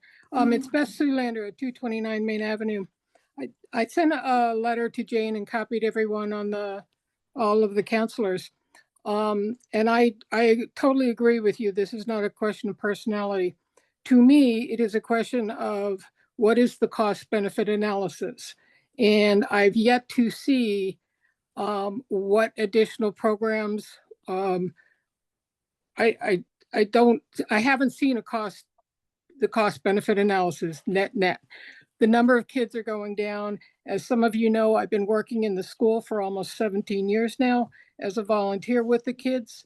I have a pretty good sense, I think, of what they've got and what they don't have. I don't know where Zoom went. It just went away off my screen. And that is my question is why is this worth it to us? Why is it worth more than what we're currently paying for the position shared with East Millinocket? And where is the demand for additional recreational programs coming from as the number of kids we have continues to drop? I mean, I don't know how many kids are in the school district at this point, but 10 years ago, it would be 50 kids graduating, and last year it was less than 20. And that's my question before I would think it was a good idea to hire an additional person for this kind of role. Thank you, Beth. I could hear in and out part of your question, and if there's another counselor that heard it all and can respond better. We have, I will say, we don't have a cost benefit analysis at this time. The only thing, and then we'll put it out there, that it would be increased cost to the taxpayer in around $50,000 to take on a full-time new position. And that's if it was at if it was at like a $50,000 annual salary rate. Everything else related to our rec department is in our budget currently. It's already budgeted for. The only thing that is not budgeted would be for the rest of the personnel costs. And that would be variable depending on, you know, who was hired, what type of assurance they would need. So that is an estimate at this time. I think. Right. I agree with that. What the cost side, what I don't see is where the benefit side is. I think, Councilor Dume. thank you for your question. I think the chairperson was trying to say is that we haven't even reached that point yet where we even looked at the numbers yet, other than very broad strokes, because we haven't made the decision that people think that we have made that's alluded to in the letter that Mr. Pringle's talking about, in the context in which we framed it to the town of East Millinocket. So we haven't even got to that legal decision point making of investigating into that far. And East Millinocket has not either. So neither one of us have numbers prepared. That's so far into the future that we haven't even thought about that yet. We were still hoping for contractual negotiations, no matter how that looked between the two communities. And I think that we're still hopeful that those may come to fruition. I think if that's. I hope it comes to, I hope so as well. Having read the letter, and spent some time pondering it, if I were East Millinocket, that certainly is not the way I would have read it. And I certainly don't think that's the way they responded to it. But these things have been put out. So in my mind, if that letter landed on my desk, I would read it as we intend to discontinue our relationship and hire our own. Shortly, ma'am, you have to remember that there's 12 months or more of trying that approach to no avail. So the attempts, the appearances, those attempts have not been made. And the truth is, those attempts have been made and there's documentation behind it. Right. But again, if it's a communication issue, that's different than we're about to spend. If it's a $50,000 salary, once you fully burden it, you're looking at $75,000. And where is that where we want to spend it? That's all. I just want to see the numbers.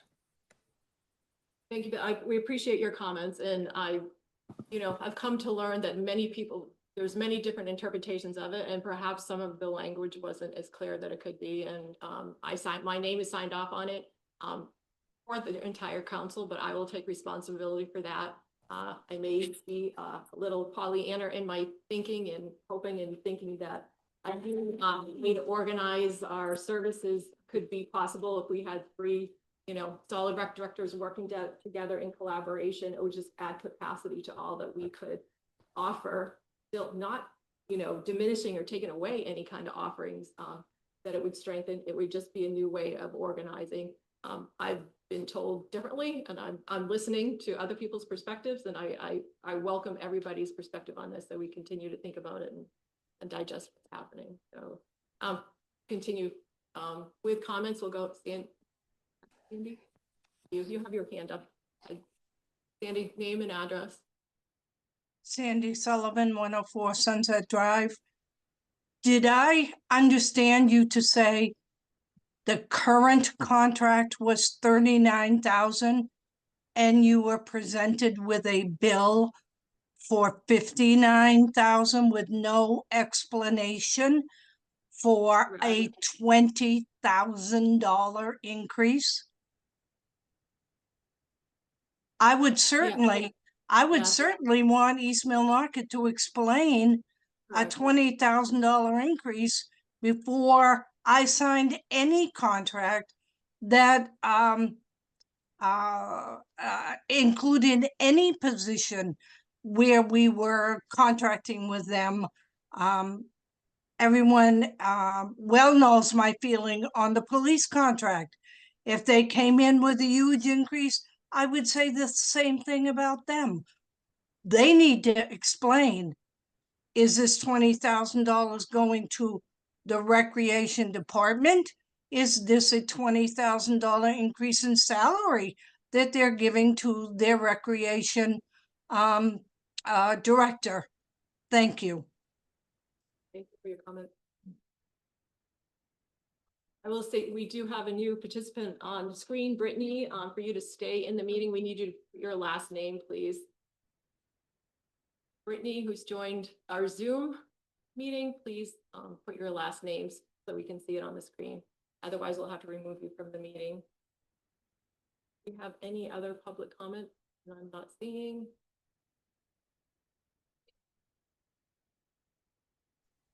If they're in the room. Oh, yes, in the room, come up to the mic, please. Name and address again. Packard, 34 Main Ave. I have grandchildren that are in fact. And I think it's very unfortunate the way East Millinocket is behaved. Because I do think I have seen such a great 6 days.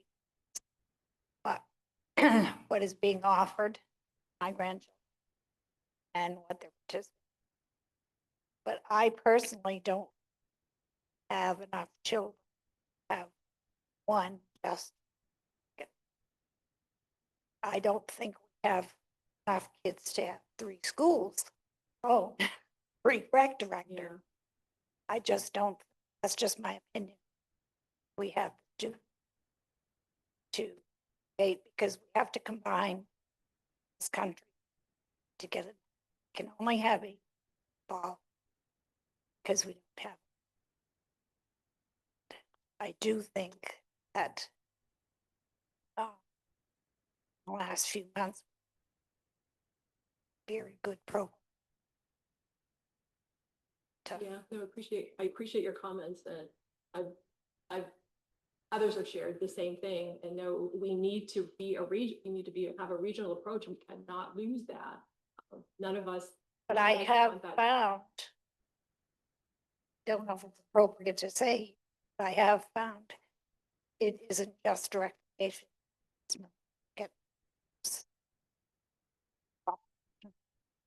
Some difficulty. Yep. Thing.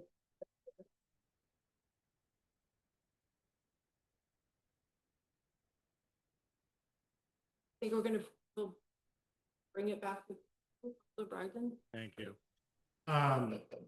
Many know me for the first term that I had. I was very vocal, which was 4 years ago now. Very vocal about having our own, and before I go, still in favor of having our own.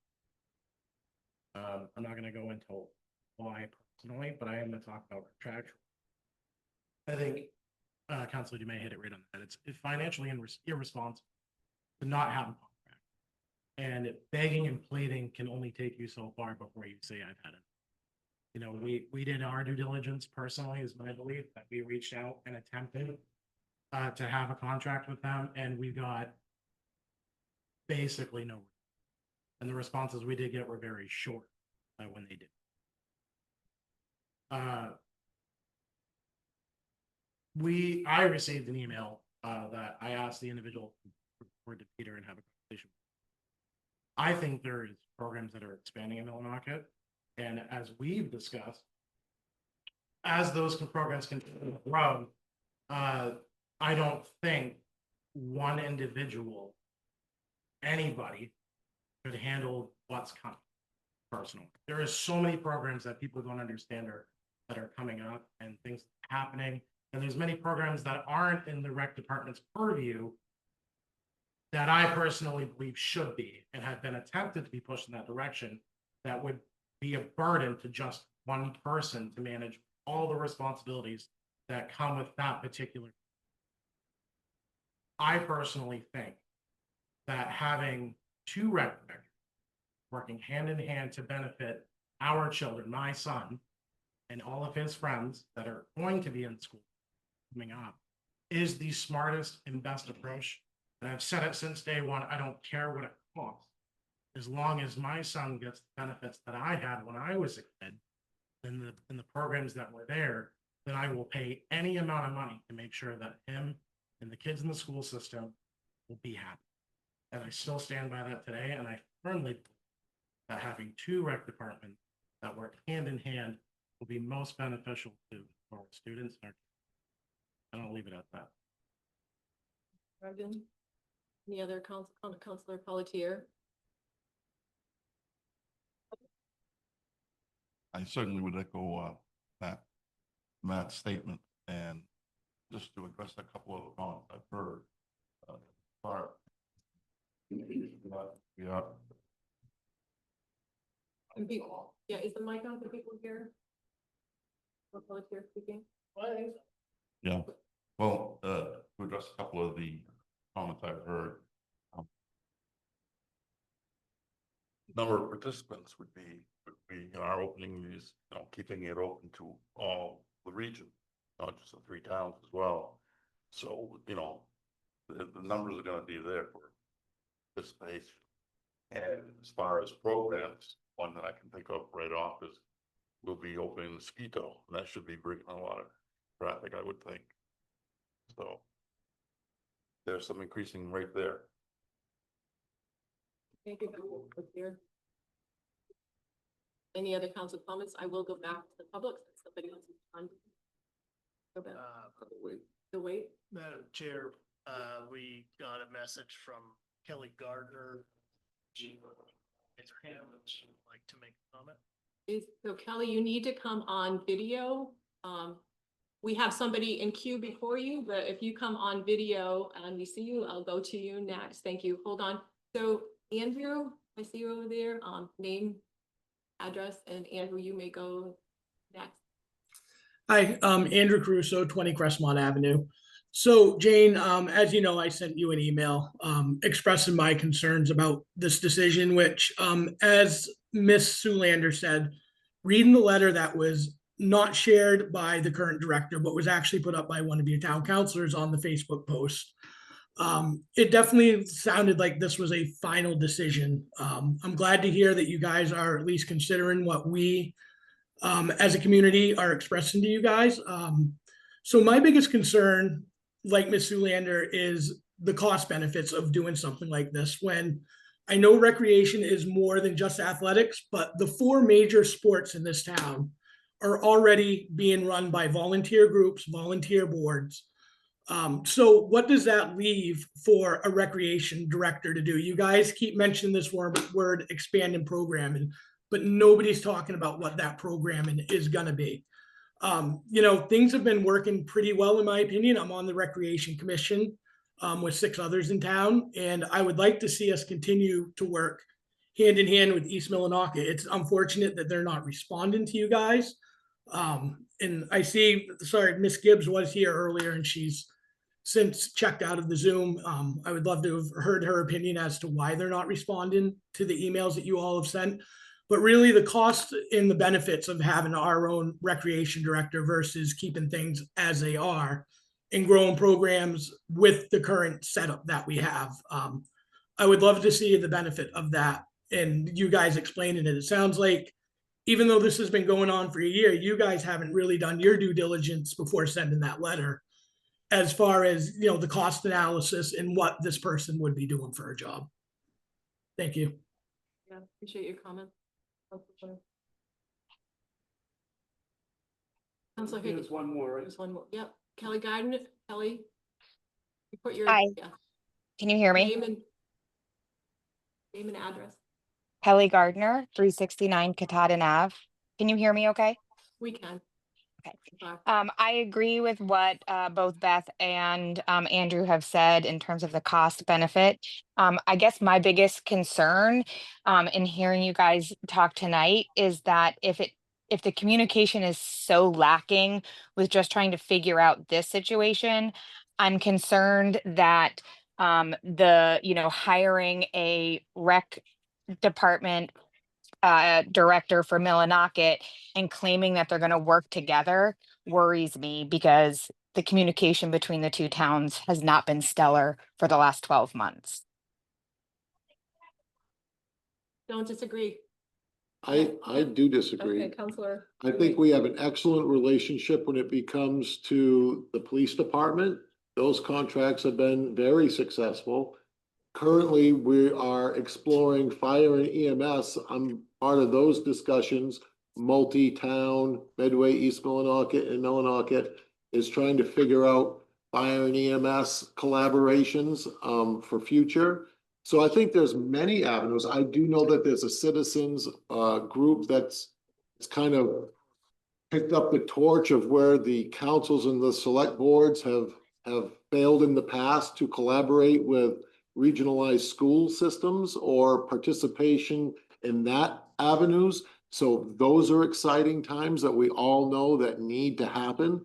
So I think that there are several things that we're working on intercommunities that are going to be and can be very successful. This is just one blip on the radar that it can be overcome. It's just we all need to be accurate and forthright and take the feelings and emotions out of it and work with the facts, I guess, is the.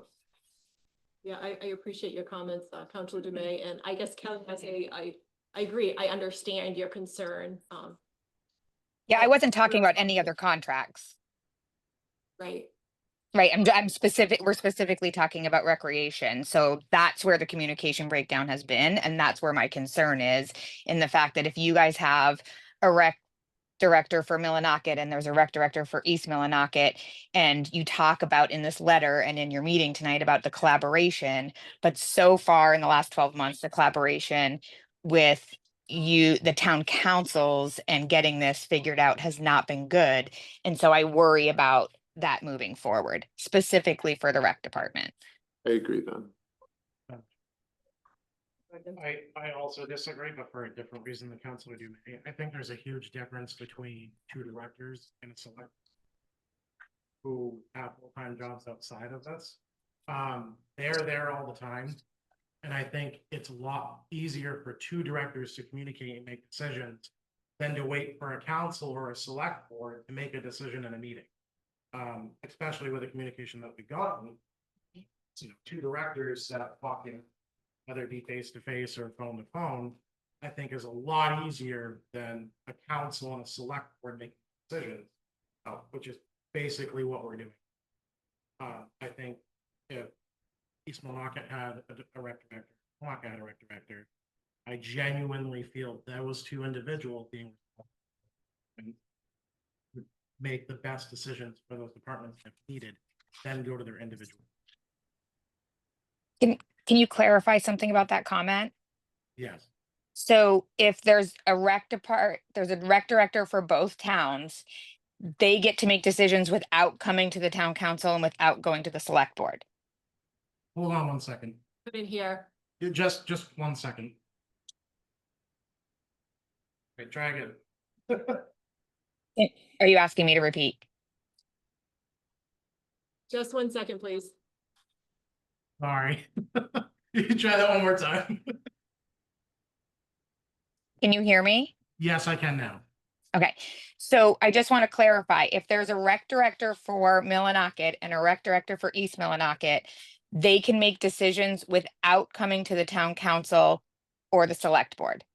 Correct me if I'm wrong, councils, but I think for the most part, unless they're spending certain funds and it's in their purview of their department, then yes, they could. I mean, unless there's council or selectman action that's needed based off our bylaws or our charters in general, then I don't think they need our input. I mean, in a town council form, I'm sorry, Madam Chair. Go ahead. In the town council form, if we had any department head is led by the manager and the manager alone, after the council has made their decision, the manager manages that employee. Right. I imagine, I don't know how it works with the select board, if the departments answer to the select board or to the administrator, I don't know that answer. But So absolutely, that's what I'm getting at. Once we pass their budget, unless there's more money that needs to be spent, from my understanding, they don't need to come to us. And if they do, it'd be an order that the manager brings to have the discussion. You know, So it, program. Yeah, exactly. so currently, if the rec director who has been doing both, if he wants to do anything and make decisions about the rec department, he has to go to both the select board and the town council to make any He's not the decisions. town of Millinocket's employee, so no. Oh. He's not our direct report. Correct. He doesn't report to Millinocket because he's not a Millinocket employee. The position is through East Millinocket. Right, so- At the employee level, yeah, that position and my position can work together and do work together to implement, whatever new changes, or if there's a surprise expense or an idea for a program or something, that is something that we can handle at our level without council approval currently, and that would continue. And across the board in all departments, from rec to public works to PD, there's a lot that happens daily and weekly at the employee level that we do very well together, and can make decisions. Major changes or decisions above our authority need to be made by the governing body at the request of us. But in most cases, these types of things can be handled at the employee level and usually are. Okay, the only reason I'm asking these questions is because the way that you made it seem was that if there were two directors, they wouldn't have to there would be less people involved in comparison to how it is now. So that's why I'm asking these questions. That's how you made it seem. But in my opinion, that's exactly what I said. Right, so I'm trying to understand how that is, because you've just said that right now, the director for East Millinocket, who has been covering for Millinocket, doesn't have, he can directly go to the town manager and make those decisions. So that's still only two people involved. Right, but No, I'm lost at this. I'm trying to think of a different way to explain it.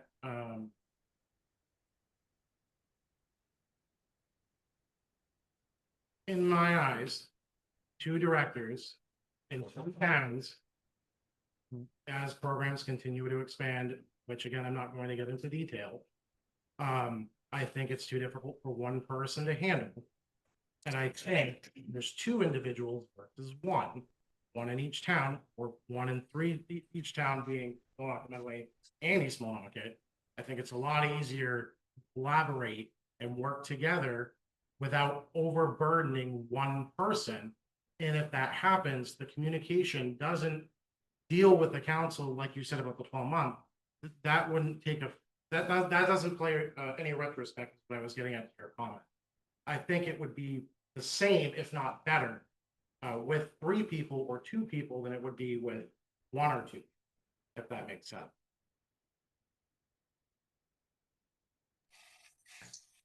Yes, thank you. Thank you. Councilor Higgins.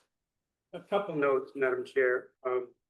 Right in that letter that you read, states that we were proposing a month-to-month agreement. Currently, right now, big thing is we're working with how they contract. Currently month to month, Right. yeah. It's like it comes.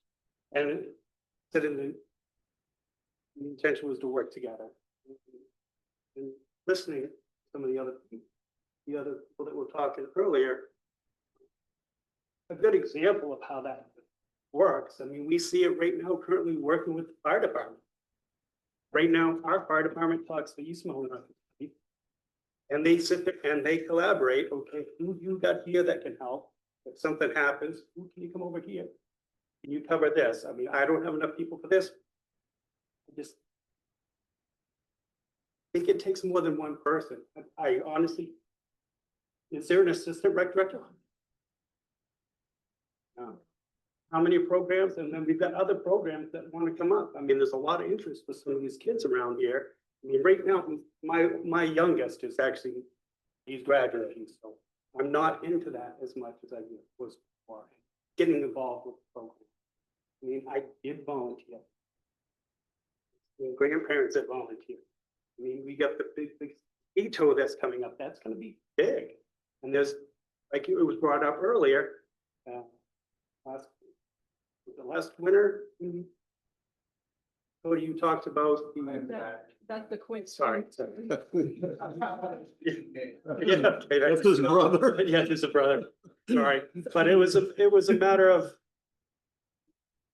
the concerns about injuries and insurance, and with all of that happening, it's all about the kids.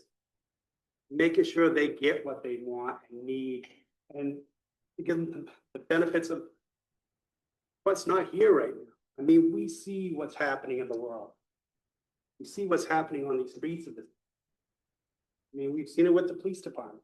I mean, we have more calls in Millinocket than they do in East Milton.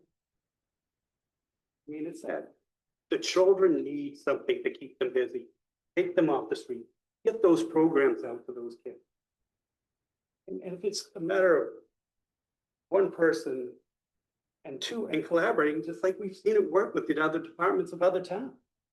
We need to come together for the kids. Everybody. Love their big boy panties. Councilman McGowan. Thank you. I appreciate everyone who's spoken. I have a little bit different take than my fellow counselors. I would like to see us continue with a combined contract. I myself think that because we are moving forward with making progress with, we've got the police department, we're working on the fire department, this initiative going with the schools to separate and have two different directors, in my eyes, is a step back. I think we need to work together.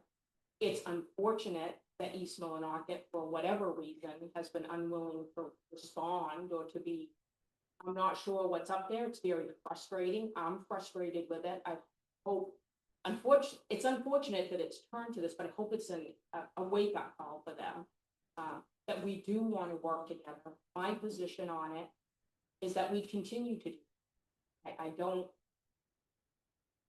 I'll respectfully disagree with Mr. Bragdon. It has run well for the last several years, and I don't think we're gonna have this big influx of programs. I think what we provide is wonderful, and I would like to continue to work together. That's my stance. I appreciate everyone who has spoken.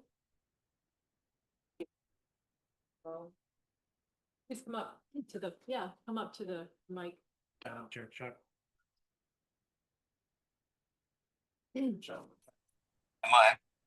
Are you right? So we'll go back. Chuck, go ahead.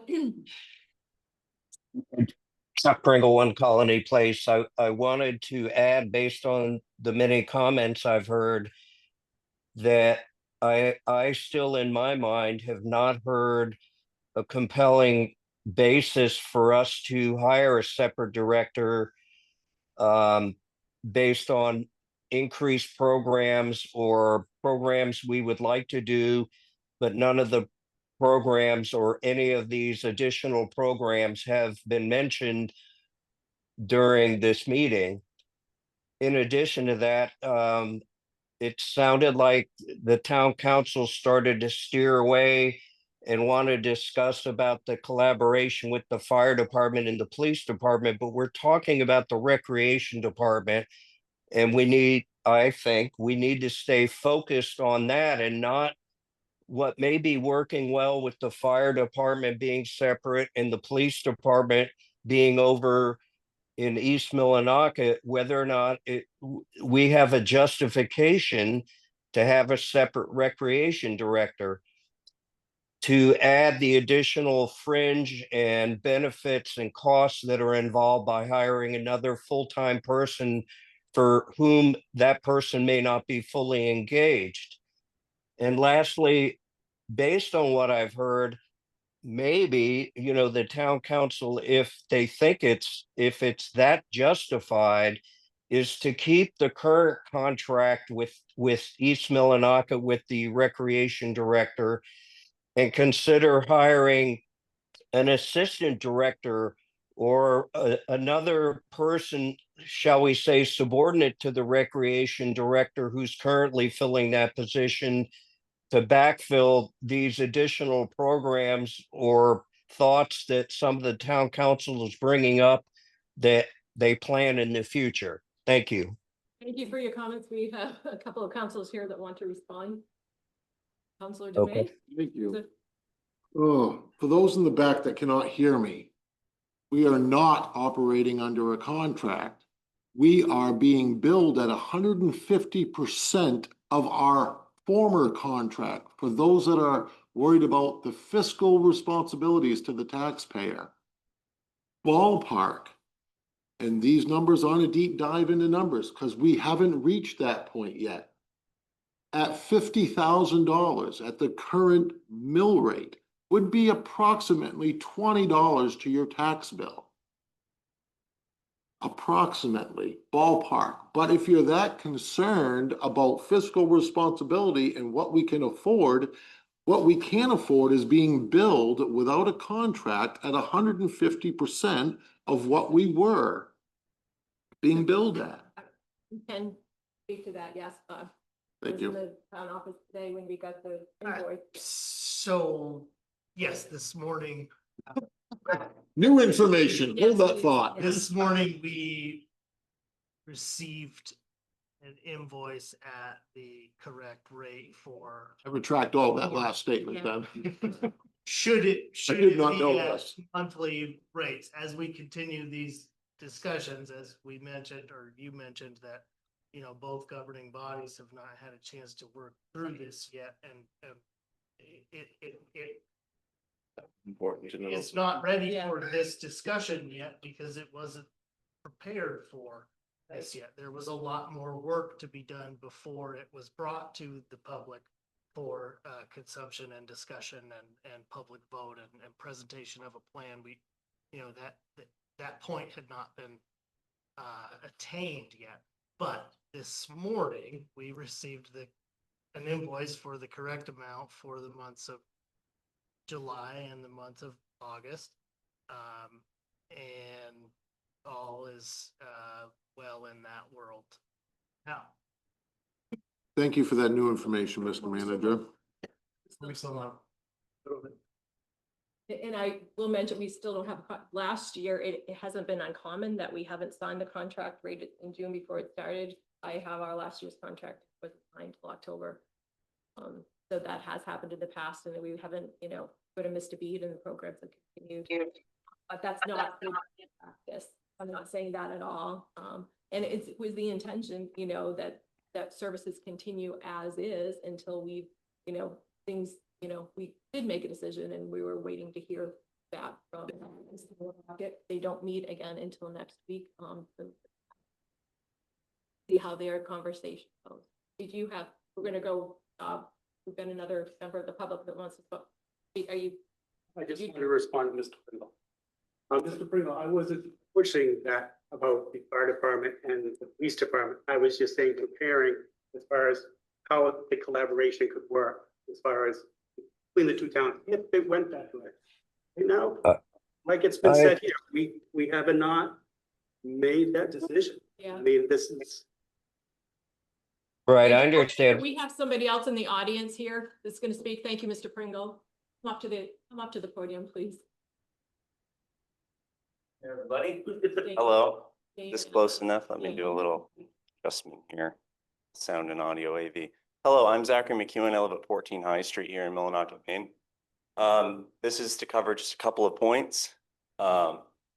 I'm in a position where I am biased, but I'm going to speak directly only on administrative matters. I'm here as a teacher, a music teacher here for the community. I work directly with the students. I teach pre-K through 12 through an entire week. I teach every single student in the elementary school, also middle schoolers and high schoolers. I am at a direct site at seeing population decline. My smallest class today was 9, sitting on the rug floor playing boom markers. Having a great time, but just speaking on population, there's truly not a clear lack, or there is a lack of population, and it just seems a little bit strange to want to divide those services back up after having probably over 20-year span of those services shared across the population as it declines. You know, talk in the future about populations increasing due to school system sharing, then that's another conversation. But as far as for just community and what families are here and what there is for housing available, it seems a little off-put for a decision. That's my opinion. I also want to say something about role and responsibility as far as somebody catering to a position currently that covers a wide, vast area. I teach across 13 grade levels in a position that used to be separate for an entire general music teacher at the elementary school, as well as an instrumental educator at 6 to 12. And it's different than it was 20 years ago. So you have to adapt and overcome to what's needed for somebody that can lead a torch in that manner. And you have to put on your big times answer for one person. Thank you very much for your time. I will find. Comment. We have another one on a public comment. So, Sandy Sullivan, you have your hand up. Sandy Sullivan, 104 Sunset. I just have a question for the town manager. When you say you were billed correctly, you were billed at the $39,000 rate or the $59,000 rate? The invoice we received this morning was for 2 months of what would be the $39,803 rate. Great. Which formally was billed, within 2 bills throughout the 2 invoices throughout the year. So we paid half in the beginning, half in, halfway. Mhm. Thank So you. You're welcome. Madam Chair, is that the last 2 months or the next? July, so it was the last 2 months that we were. Happening. Okay. Council Pelletier. Yeah, one of the, really appreciate your service. Cool. Great. Cool. But going back for our community. Well, that's not what we're doing. Trying to enhance the patient time. That's what we're going to be doing, getting it better. Try to pull in other. Or.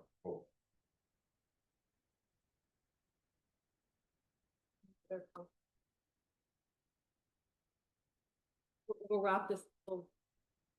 You need to come up to the mic and say your name and then. Yeah, we're gonna bring this to a wrap. Shelley Packer for me. I just had a question.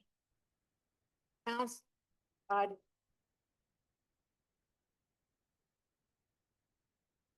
That's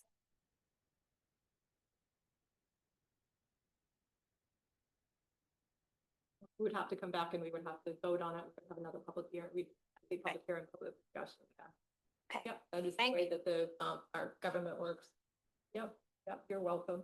And I'm gonna, pull this back in and I will bring up again what Councilor Dumais had said.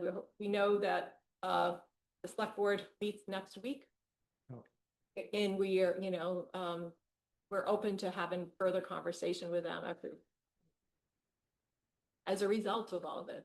So, we're not done, and I just want you to know that we've heard all the concerns and questions and go further from reconsidering them. So let's wrap it up. Councilor Brogdon. That's exactly what I want to do. I want to thank every single person that's in this room tonight. I love this. This is what I signed up to do. We as counselors, in my opinion, for the last 4 years of my term, on and off, have had very little comments on important discussions. This is what I signed up for, is to have common discourse and come to a solution that benefits our community. And to have this and have this amount of people turn out for something they care about and voice their opinions is why I do it. So thank you so much for every single person that made a comment. Yep, in closing, I'd like to also thank everybody too. This is great participation. Communities need to do this more often.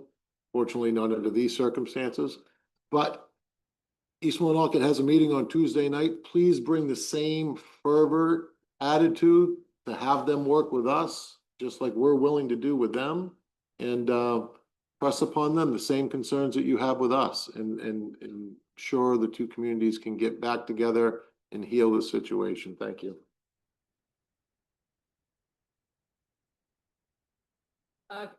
Madam Clerk, go ahead. You want to? If I may address that, I believe if you ask permission to speak as an not citizen of the town of East Millinocket, then they would be able to either approve your comment or not. I think you can just go and attend. We've done that as citizens. So. You can go and attend, absolutely, but if you'd like to speak, you just need to ask permission. Thank you. I'm going to move on. Reports and communications, warrant committee for September 25th. Council meeting will be Councilor Higgins and Councilor Mackin. You good with that? All right. When it comes to chair committee reports, that's up to me. I'm just going to mention, as far as the age-friendly committee, we are hosting the 5K that's happening this weekend during Trails End Festival.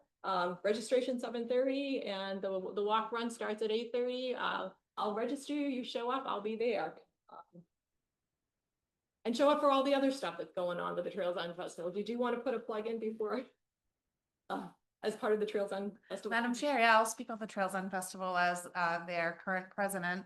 A lot of hard work with a very small board and an even smaller budget have pulled out still again this year a 3-day full free event other than donations accepted for some, music, other entertainment as in Officer K9 Derby, dunk tank.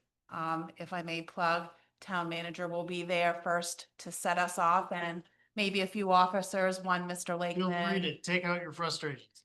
I wasn't gonna do that. I'll be in the dunk tank. Madam Chair, may I have the mic? You're welcome to dunk. So Officer Lakeman,